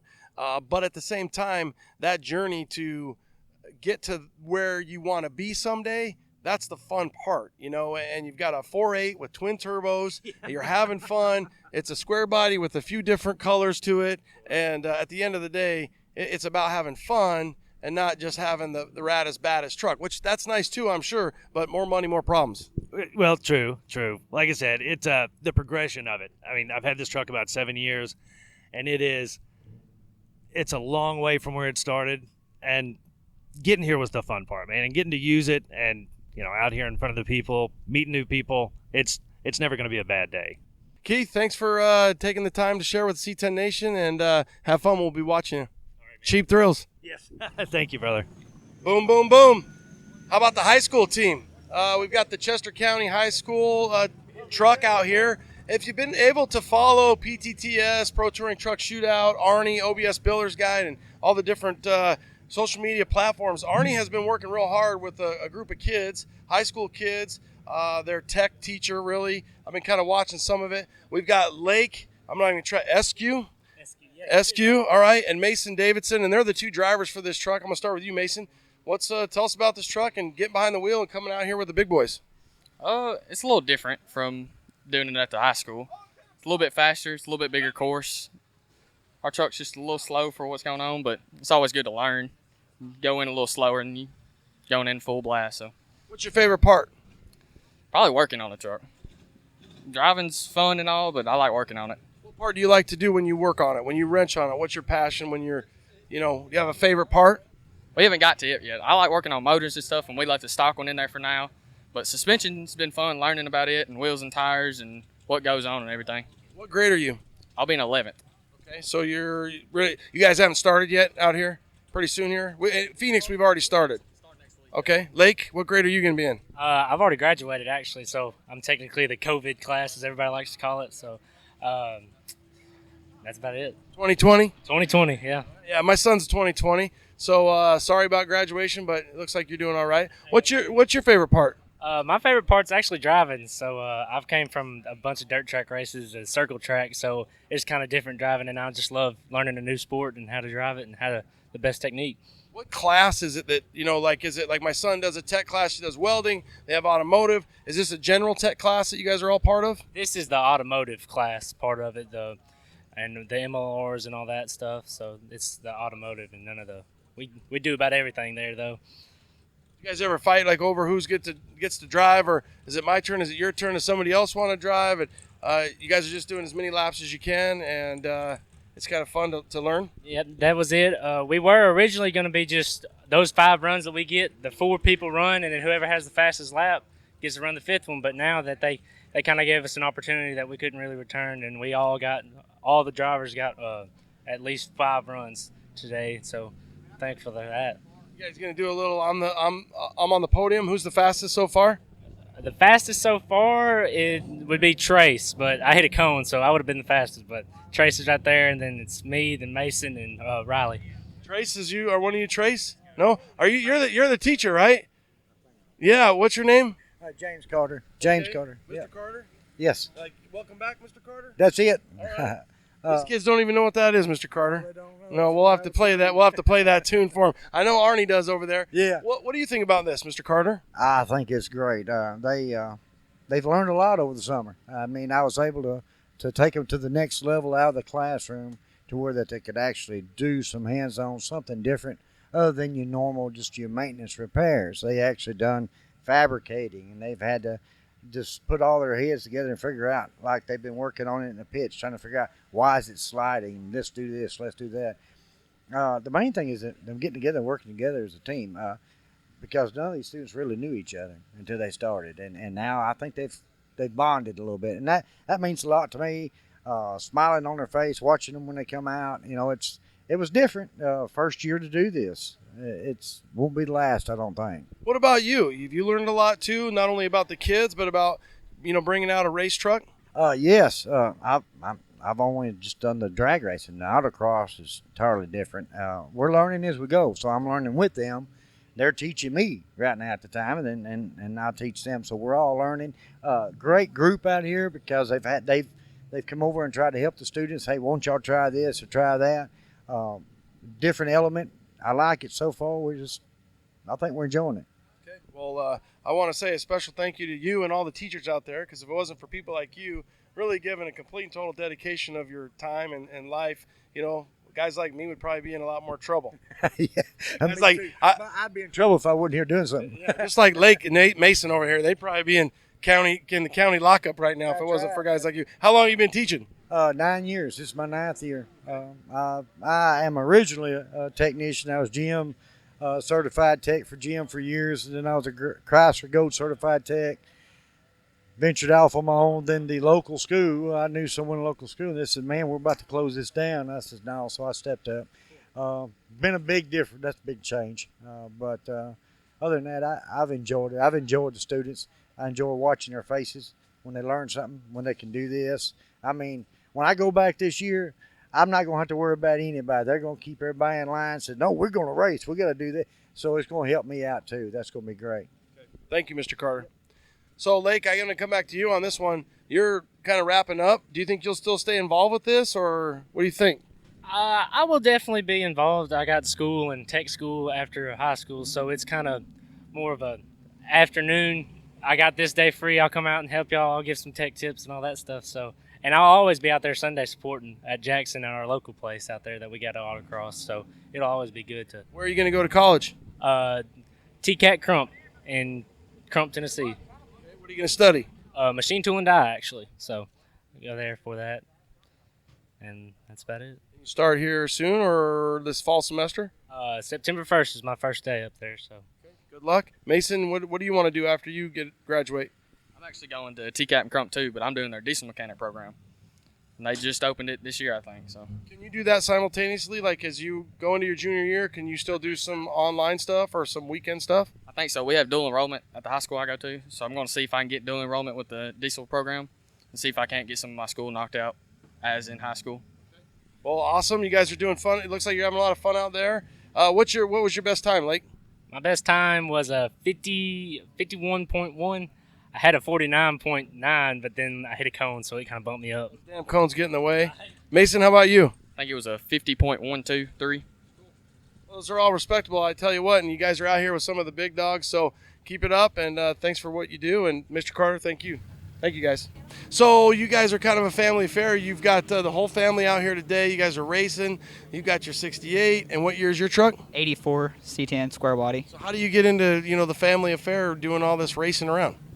Well, I've been into trucks my whole life. My dad's got a 53 Chevrolet truck, so grew up going to car shows with him, and just, when I got old enough to drive and wanted a truck of my own, I was like, I've always liked 67 to 72, so we found this little 68 step side, so just had it for 20 years now. So it started off as just a little cruiser driver and drove it daily for a while, and then just over the years just made modifications and changes to it until I finally got it to where it is now. So got a full TCI engineering suspension, LS1 with AFR heads, custom built cam by Dennis Hawkins at Precision Machine, 700 R4 transmission, US Mags wheels, BFG rival tires. So, it's just been an ongoing process for 20 years, and my wife's put up a lot with me on it. So, but luckily she's been pretty forgiving on a lot of things. So, I really like, too, how you're saying you've had the truck for 20 years, because it's not something you have to build, in 1 year and then go out. It's a process. You've enjoyed the process. You've enjoyed the journey. You've raised kids along the process. They know that process, and they'll always remember that. Good times, bad times, busted knuckles, and that's really kind of why I think we always come back to these trucks and love these trucks. How is your truck doing this weekend? I did really well. I think, I don't know what the fastest time in our class was. I'm in T1, and I ended up the weekend with a 44.220, so, which is pretty respectable. So you'll be back out tomorrow? Yeah, I'll be back tomorrow. Okay. That's pretty cool. Now, Clayton, how'd you get into this? This man right here, having to help him do engine swaps and taking seats in and out, putting suspension, helping him change wheels, tires. Basically just, and my grandpa, he's helping him on his old trucks and cars. He's got 56 Bel Air. When he got the truck painted, I could walk around and tell him exactly everything that they changed last time we visited. So I just kind of grew up around going to car shows, and he created this monster. And now here I am, being 17-year-old, racing a 84 C10 at an event he's running at. So that's pretty cool. What's your favorite part?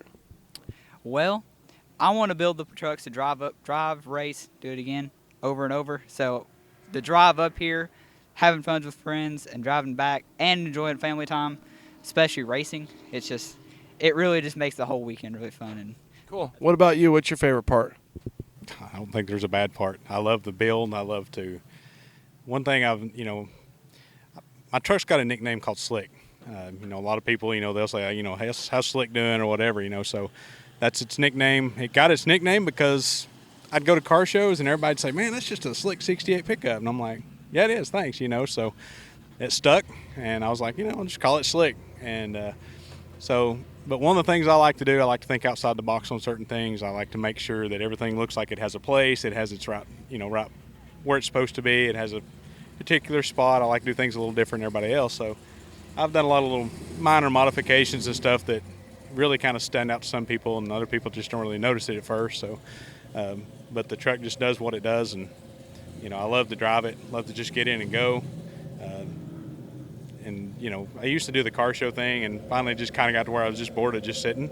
So I was like, started watching this autocross stuff, and I was like, man, that looks like so much fun, because I got to a point I would have more fun going to a show and going home from a show than I would actually being at one. So I was like, this autocross looks like a lot of fun. So started getting into it, and I was like, man, this is so much fun. So just kind of grew from there and kind of turned into an addiction in some ways. So, do you still drive it around a lot? I mean, is it still a driver for you, not just a autocross pro touring truck? Oh yeah, it's fully street. I've still got full street jam. I've actually got a set of racing seats in there, but I've still got my bench seat, and I've built the seat where I can just 4 bolts, unbolt it, pull the whole seat out, put the racing seats in, put 4 more bolts in, and be gone. Well, like you said, that's where you come from, because my wife and my son have done a lot of seat in and out, so it's kind of funny. What's your favorite part? I've always just kind of been more of I like fabricating. I like doing the body work and everything. So like all the suspension that's on this, I want to design my own. So everything on that truck, I've done all the body work on it. I've welded all the seat brackets and pretty much everything I've done myself on my truck, like fabrication, everything. I've done all the body work on it. He's kind of fueled me to just do everything. So now if he needs something done, like a little bit, like a welding or something, he's like, hey, can you do this? So it kind of makes me excited when Dad's like asking his son for help. You guys are out here. You're having a fun time. You guys are running, both running and racing. And we've got the drivability cruise, and then we'll be back out tomorrow. So we'll see you guys around, continuing out throughout the weekend. But I think it's fun that you guys are able to both come up here, drive your trucks, and then, hit the track and hang out with one another. Yeah, it's a lot of fun. And I'm pretty proud of him. He started off the day, spinning out a couple times and getting a little crazy, and I'm like, yeah, he's driving like a true 17-year-old. But, he finally kind of got it under control, and almost, I think did you finally break into the 49s? My final lap was a 49.8. Yeah, thank you. What's your Instagram again? Krusty84 C10. Okay, so if you want to see his truck, Krusty84 C10, and yours is Slick 68? Slick 68 Chev. Okay, Slick 68 Chev. Thank you, guys. Yep. Thank you. Hey guys, I have Andrew from Painless on. Andrew, our guys are thinking about rewiring their truck. Why should they choose Painless Performance? Well, Ronnie, we've been doing it 30 years now. We're American made, American proud. We have unmatched tech support. You'll get one of our guys right here in Fort Worth, Texas, if you have a call. And, our installation manual is full color and covers everything you need to know. You guys offer a ton of different varieties. Break that down a little bit for us. Yeah, so we cover everything from 63 to 87, specific C10 harnesses. It'll be, a little more plug and play for kind of a stock or lightly modified truck. But then for those real radical, smooth firewall, air ride, crazy builds, we have the Pro Series. It'll have all the connectors, terminals, everything you need, but you can custom fit it, hide the wiring, and build it to your build. There you go, guys. You get rid of that 40-plus-year-old wiring. You get easy-to-read printed wiring. Painlessperformance.com. They've got you covered if you want to go OG Classic or if you want to go something customized. Thanks, Andrew. Painlessperformance.com. Hey, guys. I've got Kathy White, Classic Performance Products, CPP on the line. Kathy, how's it going? Hey, Ronnie. What's up? What's up? What's new? We've got a ton of things for the C10 community. First things first, our 2.5-inch Extreme X10 drop spindle.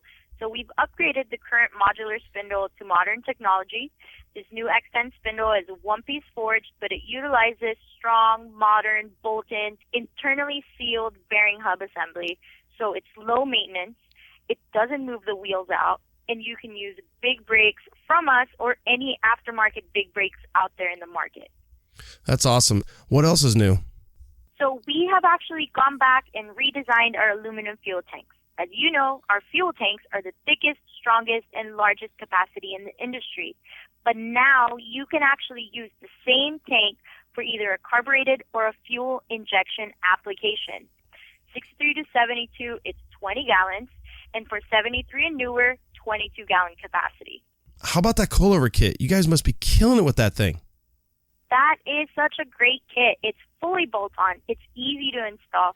Strongest tubular arms in the market, available with either upper and lower or just the lowers or just a coilover kit by themselves. All the mounting brackets that you need, and it also comes with dual adjustable coilover shocks. So it's really responsive. It's up to you however you want to tune the compression or the rebound. It's perfect if you're just cruising on the streets, and it's proven on the track. Well, that's what we like. So if you need spindles, the new X10, fuel tanks, coilovers, they've got it. Classic Performance Products, CPP. And don't forget, use code C10TALK, C10TALK at checkout and save 10%. Thanks, Kathy. Thank you, Ronnie.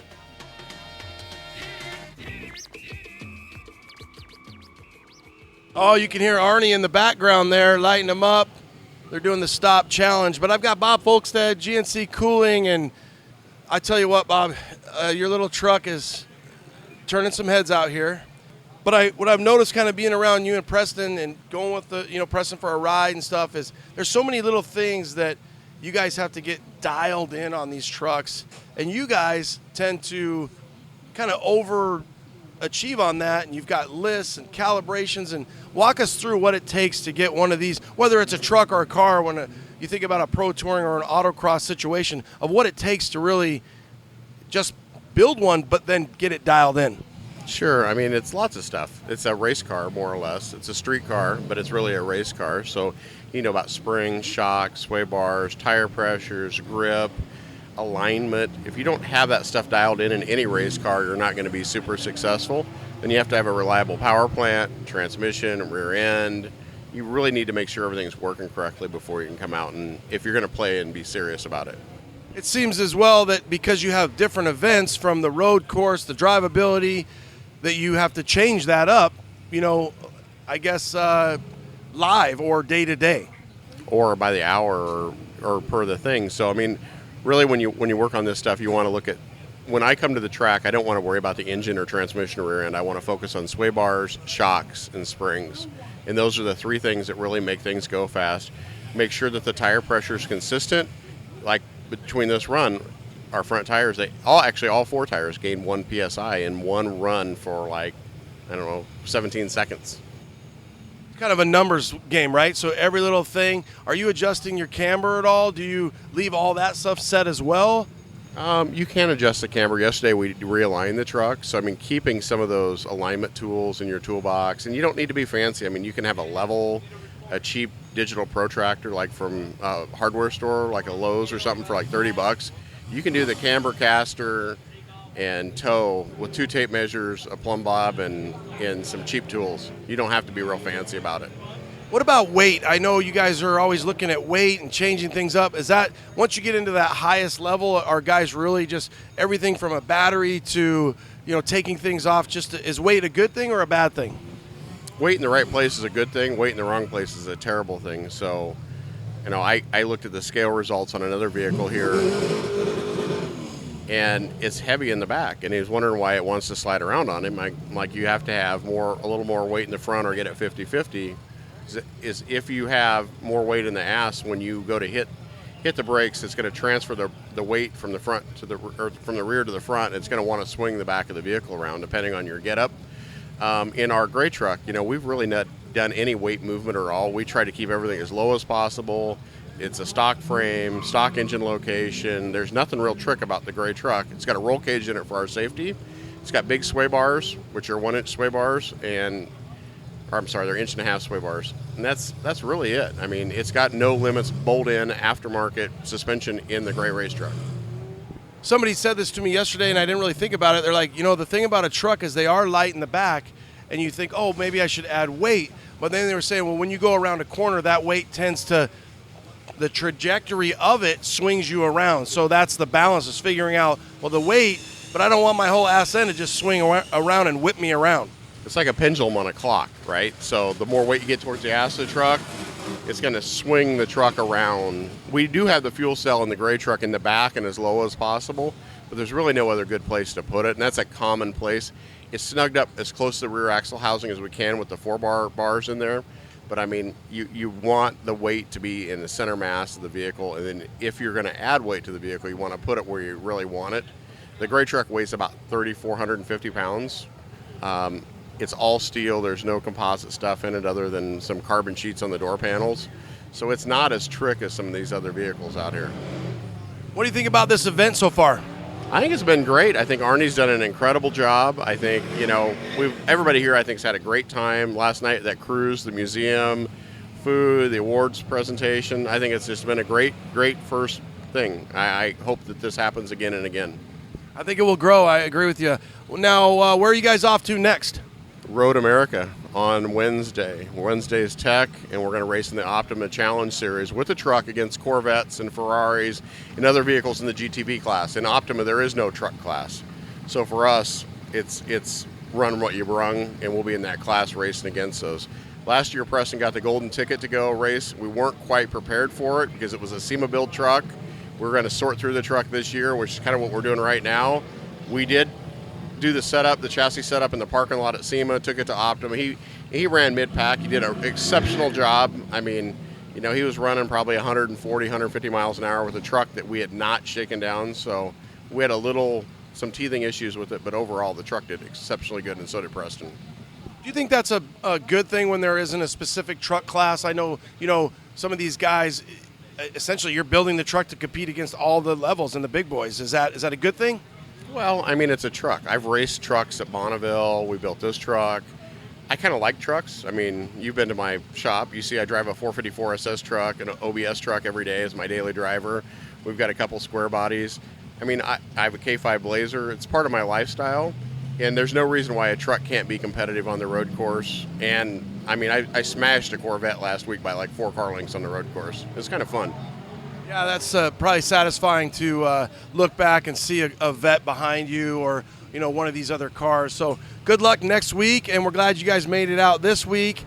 It's been a really good time. Thank you again, Ronnie. Thanks for having us, and thanks for coming to visit us, too, when you came to our shop. Got it, Bob. Thank you. In a land of C10s, we found a Scout. Now, I think the thing is, Tyler, that we've got all these rad trucks out here. We've got a few SUVs, maybe a Blazer or two, but this Scout really is looking different out here, and that's actually why I'm like, I gotta interview Tyler. So tell us about your Scout, brother. So it's a 72 Scout. It's on a S10 frame. It's basically still got the S10 front suspension. It's all tweaked, modified to work, but it's got a home-built 3-link in the back that I designed and my dad built it, and it's got 18x12s all the way around, 335s all the way around.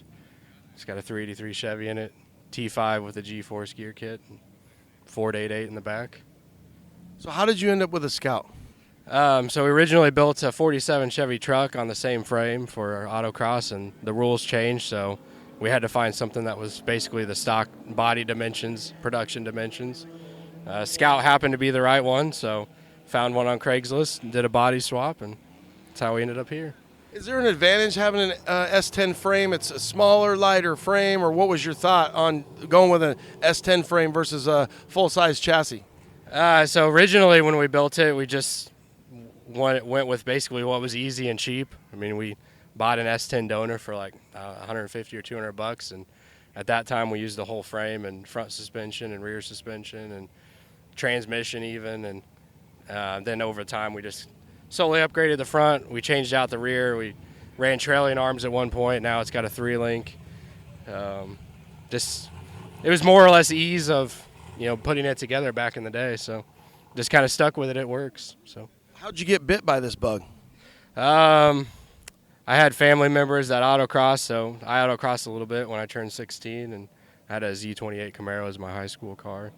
But my dad started doing Good Guys autocross in his Nova, and I was like 16 or 18, I think, and I said, hey, I want to do it too. So we built the original truck, and it was just, we literally built it for like $1,000. It was just kind of a rat rod sort of build, and now it's evolved into this, and just try to do as many events as we can and have fun in it. I think one of the cool things is you guys, we see some of this, there's some high-end shit here, right? I mean, there's some big money.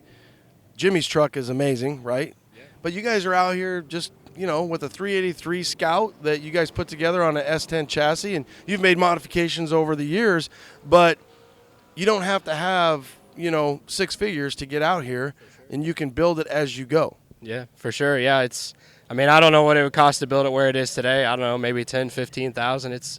It's pretty low buck for what it does. We try to do more with less, and lots of home engineering and using a lot of parts that people say that will never work or that won't do what you want it to do. And yeah, I guess we prove them wrong sometimes. Is it a lot of trial and error?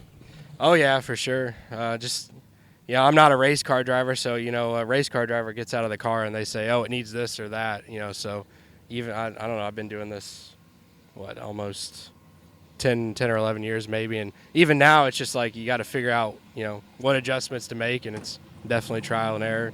Shock settings, tire pressure, adjusting the suspension settings, a whole bunch of trial and error. Sure. Well, I think a lot of the guys out here talking, they really like it. They like what you've done here, and you're right. I just got done talking to Bob Volkstead, GC Cooling, and those guys have charts and graphs and so many different numbers, and they're really, it does seem to be about the adjustment. And it sounds like you learn for 10 years of being behind the wheel, you're learning, is it a lot of work to make those adjustments when you don't have maybe the same level of equipment or, all the different tuning things?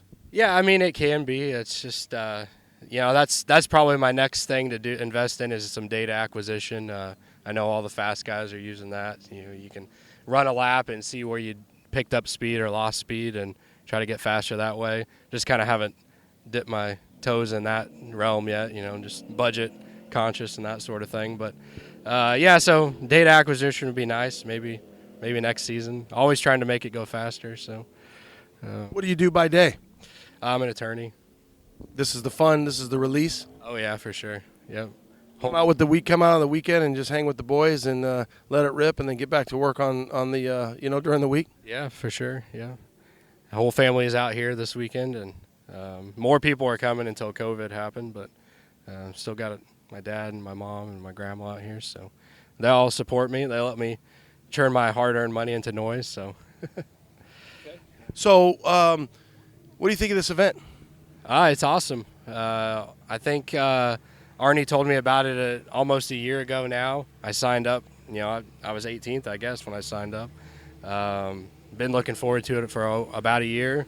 I think he's done a really good job running it. I know some people were nervous about it. I knew he'd pull it out.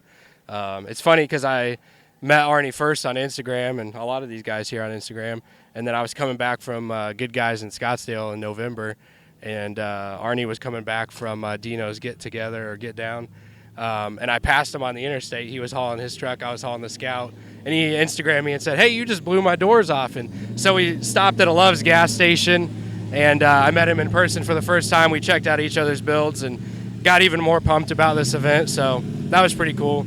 Arnie's he's a great guy. He's done a good job with everything. So, yeah, he really has. So you're out of Missouri. Do you have a name for this thing? We never really had a name for it. Just call it the Scout or Scout 2. Not really a nickname or anything. Well, it fits. Especially you don't need a nickname out here because nobody's gonna get you confused with another truck guy. That's for sure. What again on the Instagram? I think it's AutoX_Scout_II. Is that correct? Yep, AutoX Scout 2. So there you go. AutoX Scout 2. A few underscores in there. AutoX_Scout_II for the 2. Scout 2. Thank you for your time, brother. Hey, I appreciate it. Thank you. All right, guys, we've got the General Lee of trucks out here, the 01, Jesse Vaughn, and the hand-me-down C10. I kind of gave him a little name like that. I don't know if it's stuck or not, but we had an interview just a couple weeks ago. We had Jesse from Level 7 on, and you're out here. You're out at the first Pro Touring Truck Shootout. You got the one sticker on the side. How are things going for you guys? Actually really good. A bunch of changes happened over the winter time with this truck. So we changed the motor, we changed the weight balance, we did all kinds of silly stuff, right? So it's actually going really good. We're in the top 5 or 6% or something. We're doing good. But so I don't know if I'm Bo or Luke, but I'll get in and out of the window. You can be whoever you want. I guess you're probably Bo because you're the one driving. Yeah. That's the way we're going to look at this one. But so not only are you out here, and a lot of these guys are just, they're weekend warriors, but this is more than a weekend warrior for you. This is not only what you do, but your business building trucks for people. You've got some customer trucks out here, and it's a full weekend for you guys. Yeah, absolutely. I mean, we're out here to not only compete, but to build relationships. We're out here communicating with people, shaking hands, and asking if they need something, showing the stuff that we manufacture, anything, man. We're just out here to be with the community. The other thing that's fun about that, even for me, is really you're around truck people, and this is a specific truck, event, and your slogan really is "We build race trucks," and you've got your tent and your booth set up, and Mama's out there, and you guys are doing it. So it's one thing to be in an event where you're set up and you're racing, but another thing to be amongst your people. Oh, absolutely. Yeah, there was a guy in our hotel parking lot this morning that had the front of his truck jacked up. My first reaction was just shoot over and be like, "Hey, man, what's up? You need something? Can I do something?" And yeah, man, the truck community is awesome in that regard. You just walk up to a guy and that conversation just connects. You're like-minded, and yeah, it's a real good tight community. But yes, we are out here to race trucks and build the brand and support everybody. Well, and I assume just from the interview, you're going to get dialed in this event for LS Fest in a few weeks. Yeah, so we do LS Fest, and then I think the weekend after LS Fest, we're doing an Optima event back here in Bowling Green, too. So we're in Bowling Green racing 3 times this year. Well, considering everything that's going on in the world, I mean, it's cool that we're able to have these events. Yeah, there's a lot of pent-up energy in people, and, man, there's some really good energy in this event this year. Man, you can just see on people's faces that they're in a good mood. Man, people are out here to have fun. What do you think about this first event? It blew my mind. It really did. Arnie's a great dude, and I knew he would pull through, but I'm just really glad to see the community step up and support him and the event. How's your truck doing considering, well, you've got more than one truck out here? My truck's doing good. We took a bunch of weight out this year and took the down low torque out of the motor, and it's faster than it's ever been, actually.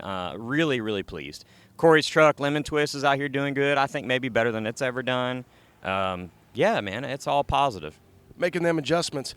What do you tell the guy who's at home, 25 to 45, he's like, I think I want to give this a shot. How do they get into this? So we actually had this conversation with that guy in the hotel parking lot this morning, and Arnie was the one that put it best to him. He actually came up to Arnie and said, man, what do I do? How do I get in it? How do I learn? What's the first step? And he said, get in your truck and come out and drive. He said, you're gonna find a limitation, have a conversation about what it was, how you fix it, and you just start walking that learning curve from there. But you just got to get out and do it first, and then learn as you go. Have the conversations. Yeah, and I think probably don't be shy. People will definitely help you and give you, some advice. And that was kind of what I looked at from this event, the way that you have kind of the vending area between the track and the parking. And it's like the vending is the money and the improvement and the knowledge, and then you get over to the track. So it's kind of set up that way where everybody's parked here. They get to go through the vending to get to where they need to go. And in between there is a lot of knowledge from Rob McGregor, from Level 7, and so many different people that are out there. And you guys, even Rob is like, I'm still learning. I'm still learning to tweak and twist and, calibrate and try to figure out what I can do to be the best that I can be. Yeah, and I have huge respect for Rob, and I wouldn't know anything without Rob. I remember 5 or 6 years ago, he looked under the back of my truck, and he was just like, this isn't going to work. Just move this down. You need to move this roll center down 6 inches before this is going to work. I said, all right. Made some changes, and, you learn from those conversations, man. He was willing to give me bits of knowledge, and, man, I'm glad to pass them down to somebody else. Just on the sake of fun, right? Well, and you'll be the next one, right? I mean, it's what brought you in, and then you keep carrying the tradition and helping people and helping the guy that's, broke down in the parking lot. And obviously we know Arnie's here to help everybody and make everybody the best that they can be. And we just hope people continue to come out to support these events. I think this event's going to just continue to get better. Absolutely, man. I think that there isn't one person out here that didn't have a good time this weekend, whether you even had a breakdown. There's guys out here. Well, I mean, I just gave an alternator to somebody, but the brightest point of this entire event was the high school kids that built the truck and were ambitious enough to come out here in front of all these guys that maybe have been autocrossing for 10 years just to hop in the driver's seat and let it out, just to get out there and try it. It'd be fun to see what those guys do in 5-10 years. How many of those guys keep that bug because they're definitely bit at this point. Hey, thank God that my dad was into this stuff and I was around that lifestyle, and he gave me a dirt bike and, planted that seed or started the addiction or whatever. They're going to be the same way, man. Yeah, and I think that goes for a lot of us, the listeners. You had a dad or somebody, a father figure that kind of set you down that road. And I'll be honest with you, if you didn't, don't let it stop you. Don't be intimidated by it to think, I can't do it. These guys are very welcoming, very inviting, and they'd love to see you, and they want to help you, I promise you. Yeah, absolutely. I'm into that. Okay. Level 7, check them out. Jesse Vaughn, you guys are going to be out at Holly in a few weeks, so if you're into the pro touring truck stuff, give them a follow. Thanks, Jesse. Thank you. All right. I'm thinking the long haul crew. We got Mike and Sean. You guys came from Cali. You drove all the way out to Bowling Green, Kentucky. I was thinking you might as well just stay here for a few weeks and hit up LS Fest East because you're obviously some diehards if you came out. We'll start with Mike. Tell us about the trip and why the hell you came all the way out from Cali. Well, we heard all the best were going to be here, and we thought we got to represent California, come out and have some fun. And, we follow a lot of these guys on Instagram, Facebook, but we never really get to meet. We don't see the faces, so I really wanted to meet everybody who owns these trucks. It's been really cool. We have some good friends already out here. A lot of good people out here. Cool. That's what it's all about, really. Yeah, a lot of good people out here. How about your truck? How did it do this weekend? Did pretty good. No complaints on the truck right now. It held up. I can't really think. I wouldn't have changed anything. Anything you're going to change when you get back, though? Well, I always want to change stuff, but a rear suspension would be the first thing, but that's got to be a while. All right, save that money. Sean, you guys came out. You let me ride with you yesterday, and you got a smile on your face pretty much every time I see you. So what do you think? Yeah, no, it was a good time. Like Mike said, it's all about meeting people and putting faces to trucks and all that good stuff. So, yeah, it was. We wanted to represent the West Coast. I think we did pretty good, and yeah, we'll see about next year. See what happens. So. No, there's a leader out there in the West Coast. I forget his name, something like Rob Phillips and Brandy or something like that, and they weren't able to make it out, obviously. But no, I did talk to Rob, and you guys are representing well for the West Coast guys. Do you think it's something you would continue to make the trek out and get more people to come out to this type of event? Yeah, I mean, I think maybe if they add, road course and something like that, and I mean, I had a good time yesterday. I think the drivability cruise was fun. Going to the Corvette Museum was really fun. So, yeah, I mean, if they add something else to it, I think it would be another fun trip. If I could bring the family, it would be even better. Get me out of the doghouse for a little bit. But, yeah, it's definitely a possibility. So we'll see what happens. Is that kind of how it works? Just the more they can add, the more enticing it is. So you get, the road course and those things. And I think Arnie even mentioned that they were wanting to add the road course eventually sometime. So I could see that as a draw. It's like, well, yeah, it's worth my time and my trip because I get to do so much more fun stuff. Yeah, I agree. Road course would add a lot. I worry about some of the novice drivers. This road course looks pretty unforgiving. I would worry about stuff happening out on the course and people getting hurt, trucks getting damaged, stuff like that. But so maybe a certain level of qualification to get at least to that level? I think there's a lot more to it when you add a road course in there, but I think it would definitely help and get more people out. And I'd also like to get this out on the West Coast somewhere. Maybe get you guys all to come back west, and we'll put on a good show out there. Yeah, that's a good idea. I know Arnie, I've talked to Arnie about that, and he's got some plans, something like that. You guys trailered your trucks, but I know what it's like taking an old truck far. I would think you guys would be, or I should ask, is there a level of like, shit, if I break down, what am I going to do? Yeah, that was the biggest thing for me. And not only that, but you want to come out here. We're coming out 2,100 miles. We want to come out prepared. So we want to bring tools. We want to bring things. I mean, it's an old truck. You pop my window down, and you're in my truck. So leaving it overnight on a trailer is a little bit better than just parking it in a spot. And I want to have my hearing too when I got back. So that's a big deal. But I mean, we could have done it. It would have been a hell of a story. But we'll save that for another day. Yeah, for sure. I think the other thing, you had a perception of these people, or perceived East Coast. You came out. Was it what you thought? Were the guys? I mean, it seems like everybody's so friendly. They'll help anybody, and anything goes, and we're all in it together. Oh yeah. I didn't really have a perception before I came out. West Coast is the same way. The truck family, it just confirms it out here. It's a family. We all stick with each other. We all talk to each other. We all help each other out. It's the same. It's just been very enjoyable, and it's just a good time out here. How many days to get home? I'm going to try to do 1,000 and 1,100 maybe. I left Wednesday morning, did about 950. Thursday did about 950, and then Friday rolled in here mid-afternoon. Easy day Friday.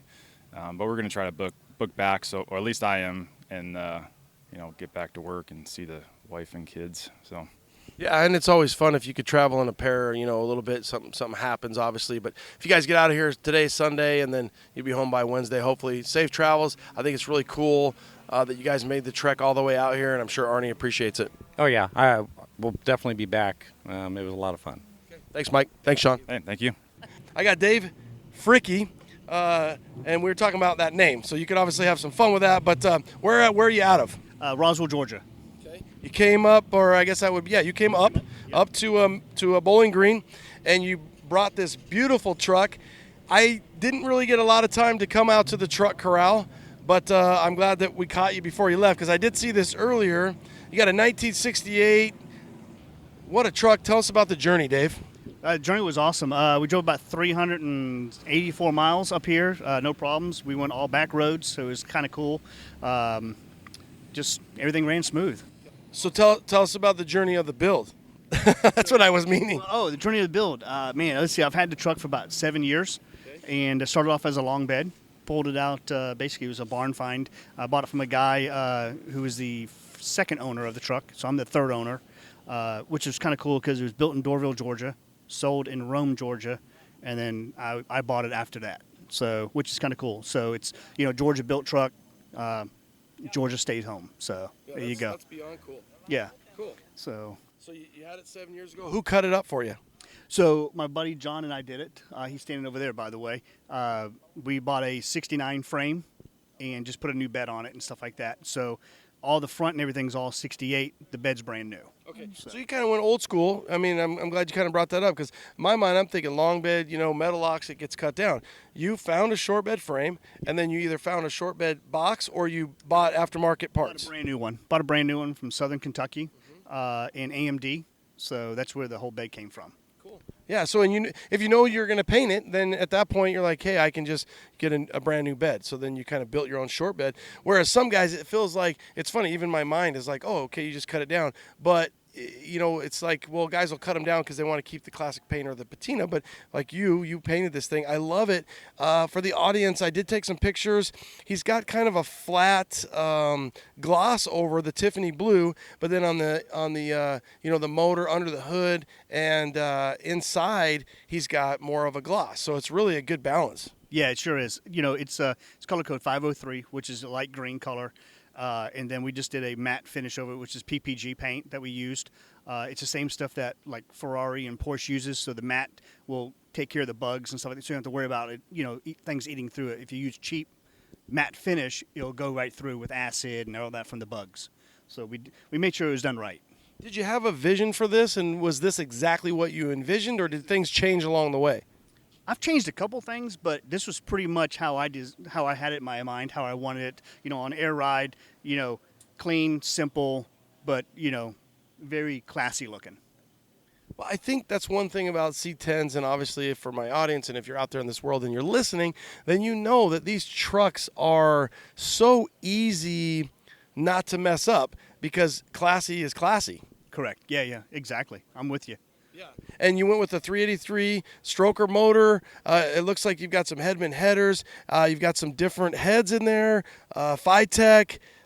You've got, what front drive system is that? It's a billet specialty. Okay. How many horsepower? So it's 430 horse. Okay. 430, and then usually a stroker's about like 430 horse, 430 torque, or even higher. I think the torque was like 450 on it. Okay, yeah, so just a little bit more than the horsepower. So yeah. And she's you got an overdrive tranny? Got $700. Yeah, I think you might have said that. Yeah. So you got TMI interior walking around, a lot of really nice billet specialties, wheels and steering wheel, and then AC. What'd you go with on the AC? It's vintage air. Okay. Yeah, vintage air. And then I've not seen that those gauges. What are those gauges? So they're classic instruments, and it's called the Hot Rod series. So the truck originally came with the 3 gauges that's on there right now, and I wanted to stick with the original look, so I had to make a cluster with all like the voltage and fuel and all that stuff all together. So I'll have to take a picture just so you guys can kind of get an idea of what he's got. But for a 6772, you got nothing down low. You got your big 3, and then in the middle, where if you had the tack option. For most of us, it was empty, but he does have the tack in there, and then he's got his miles per hour on the left, and then he's got 4 gauges on the right, fuel and temp, and it looks like oil pressure and volts. So everything that would be down low, he's got kind of pushed up there to the right in which I believe is the big fuel, thinking to the right there, and really it's really clean and classy in here. And I tell you what, Dave, you got door panels, TMI door panels. Yeah. Is there anything you do different on it? I wouldn't do anything in the interior different wise. I mean, I did Daytona carpet because I like that smooth look. I don't like the loop style. Yeah, so I like that style. But no, the interior wise, I wouldn't have changed anything. Beautiful. How about the bed? I like how you went with the dark kind of, you do have some grain in there, but you went with the dark wood, and then that kind of matches and offsets the interior, because the interior for the audience is black. Yeah, it is Mark K wood, and I just stained it black and then cleared it with a flat finish to match the bed of to match the side of the bed of the truck and everything. So did you have to do with the black? Did you have to do multiple coats? About 4 coats total. Now, are you a painter? You know a lot about paint. What do you do? No, I'm in the liquor business. So, we need to talk. Yeah, exactly. Yeah. So yeah, I mean, I've got a lot of good friends and a lot of helpers, you know, and it just worked out awesome. So. So it's a 7-year journey. How looks like you got some trick door latches, trick manufacturing. Okay, I see those in there. Those are awesome. And you've got some Bear brakes probably. What brakes are you running? Well, on the rear, I'm running little shop brakes on the rear, the kit they sell, and then on the front they are Bear brakes. Okay. Yep, and Bear Master. So how long have you had this truck done, Dave? About 2 years. Yeah, and I've driven about 16,000 miles. Oh wow! Wow. Well, you keep your shit clean, dude, because it looks like it's a fairly new restoration here. So your seals look new, your doors look new. Yeah, this looks for 16,000 miles. It looks really good. Yeah, it's in a nice climate control garage. So you know, and it gets buffed on a lot. Not buffed, but gets cleaned a lot. Yeah. So your Instagram? Dave Fricky. Dave Fricky at Dave Fricky. Yeah, it's yeah. Dave.Fricky. Oh, Dave Dot. Okay, that dot is the hickey from Fricky. That's what we were talking about. So Dave.Fricky. If you want to see Tiffany and his beautiful 68 C10 billet specialty wheels, he's got the rear bumper pulled in tight. That tailgate is straight as can be. It's a beautiful ride. Thank you, Dave. Thanks, man. I appreciate it. Thank you. Later. We're done. Sunday afternoon, Bowling Green. The National Corvette Museum Raceway, Arnie Talk, Tricky Air, and the first Pro Touring Truck Shootout, PTTS 2020. Success, bro. You did it. Successful is a heck of a word. My definition of success right now is if everyone was happy. If everyone was happy, we were successful. Because I'm just exhausted, so I don't know if that's successful. But this is basically, boy has a dream, works on it hard, it comes true, and I feel like I've been training for this my whole entire life. Being a fireman, odd jobs that I had, working for race car teams, being a father, a friend, different things that I've been exposed to have trained me for a moment like this. And I'm still back to the staff, my wife, my volunteers. I can't do this without them. I could have never done it without them. Even though I had a lot to do. And when you're doing a job like this, people are looking at you to be a pillar of strength. And it takes a lot. It takes a lot, and it takes the people. And the people aren't going to do it if they don't have the guidance. I will tell you, one of the funnest questions I got to ask a lot of people was, hey, so what do you think about the first event?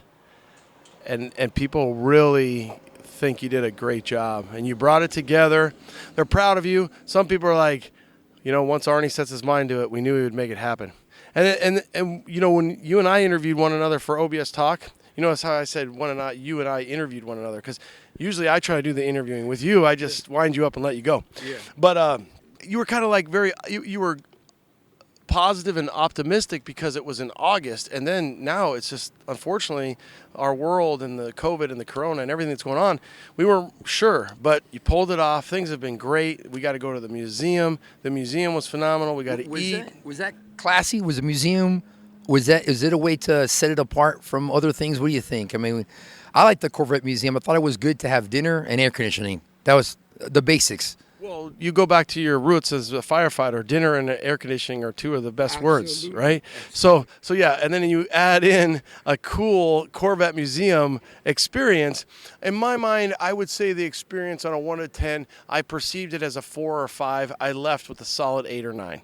The Corvette Museum is something that somebody should see. If you're a General Motors guy, you have to.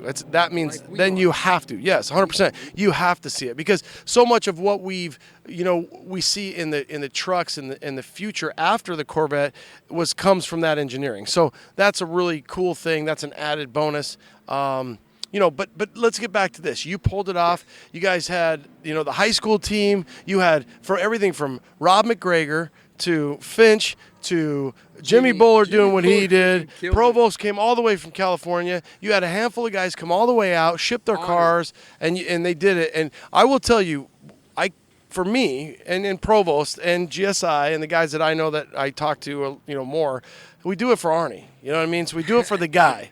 And Street Trucks is going to cover it, and they're happy. Man, and that has so much weight in those words. I'm honored. I'm honored because these are friends that, guys, I don't know if you know this, but I'm just a regular guy. I was watching YouTube, and I see Scott and GSI and Dino's and Ronnie, hey, this is Delmo, hey, this is Dino. I watched those videos just like all of us, and I said, I want to be a part of that world. And I didn't realize so much. I already was part of that world. We weren't introduced yet. And now when we're not introduced, we found out that we're related through the trucks. As Robbie says, united by trucks. There's a lot of weight to that too. Chucksy, man, I have to mention Chucksy. If not, he's gonna divorce me too. He was here. He made the trip from Miami to head up the truck corral. Okay, which I gotta get him to do some more because he's pretty. He likes to look at pretty stuff. So, but guys, the Pro Touring Truck Shootout is meant that the best of the best compete against each other. And I got to tell you, my biggest thing that I noticed is this was Top Gun. If I could rename it something, it's like the Top Gun Shootout because it was the best of the best. And here's the deal. If you think you're the best, you think you have the best truck, we got classes for you. I want you to come, not prove it to me, prove it to the world. Put your blood, sweat, and tears into action. Get yourself some money. Some of the guys, second and third, got some little trophies. We made a billet, but the main guys got cash rewards. Rob McGregor from No Limit freaking killed it. He said, Arnie, I'll put my money where my mouth is, and he took $1,000 out. And he said, Arnie, here it is. So I said, make sure you bring the money. And it worked out. We had some big checks made, and he handed them over. Obviously, hopefully by the time you read this, or maybe later, they're going to be out on Street Trucks Magazine. They're going to put it out. And it's phenomenal. I'm still like a kid in Christmas who actually got the gift that he actually wanted. I got my Red Ryder BB gun, I just don't want you to shoot your eye out. And I felt like I was going to freaking do both eyes, man. Well, you've been running around. You've been working your tail off. It was an absolute success. The truck corral itself, I think once word gets out, it will grow. That's the great thing is it's only going to get bigger from here. Yeah. And the second annual Pro Touring Truck Shootout for 2021, it's Bowling Green. We'll be back. Yeah, and we're going to talk about where it's going to be. A lot of people give me some other ideas of where we can actually do this, that we could expand it. I really would like to have spectators here. This experience, and that's for my vendors. And just, there's nothing like seeing, man, some 12-year-old kid, some 15-year-old kid going, so we can do this? So I can get my dad's old truck, take these vendors' parts on it, and be out there? And like Brian Finch says, prove it on the pavement. And I'm down with that, man. That is it. I was a little kid at one point. I know it's hard to, we're still little kids. But Brian Finch is the one who took me for my first ride. And I looked at his feet and I go, as he's shifting gears, we're at a Good Guy show. He's shifting gears and he's going left and right and looking at his feet and going, man, I could do this crap. It went from I can do this crap to welcome to the first annual Pro Touring Truck Shootout. And now I'm in so deep, it's crazy. I mean, this is my career. This is what we do. We had kids here. We got uncles. We got family. It's only going to get better. And you pulled it off. We did pull off. I think he just stole that golf cart. The Pro Touring Truck Shootout. Guys, let me tell you what the competition was really quick. It was an autocross. It was a drivability cruise. It was eating dinner, and it was a speed and stop challenge. And everyone says that they love the course. And a couple of guys said it was tight. When they say it's tight, dude, believe it or not, that's awesome. It makes them work harder, think better, and everybody loved the course. And then what about a couple of shenanigans right now? There are a couple of shots that Street Truck just did of Mittler Brothers truck that are going to be just monumental. So I can't wait to see the next couple of issues of the magazines that we all like to watch because there's going to be just phenomenal coverage of this event. So guys, again, I'm going to wrap it up. Thank you so much. And this is the conclusion of the first annual Pro Touring Truck Shootout. Thank you so much, Ronnie. C10 Talk out. Later, guys.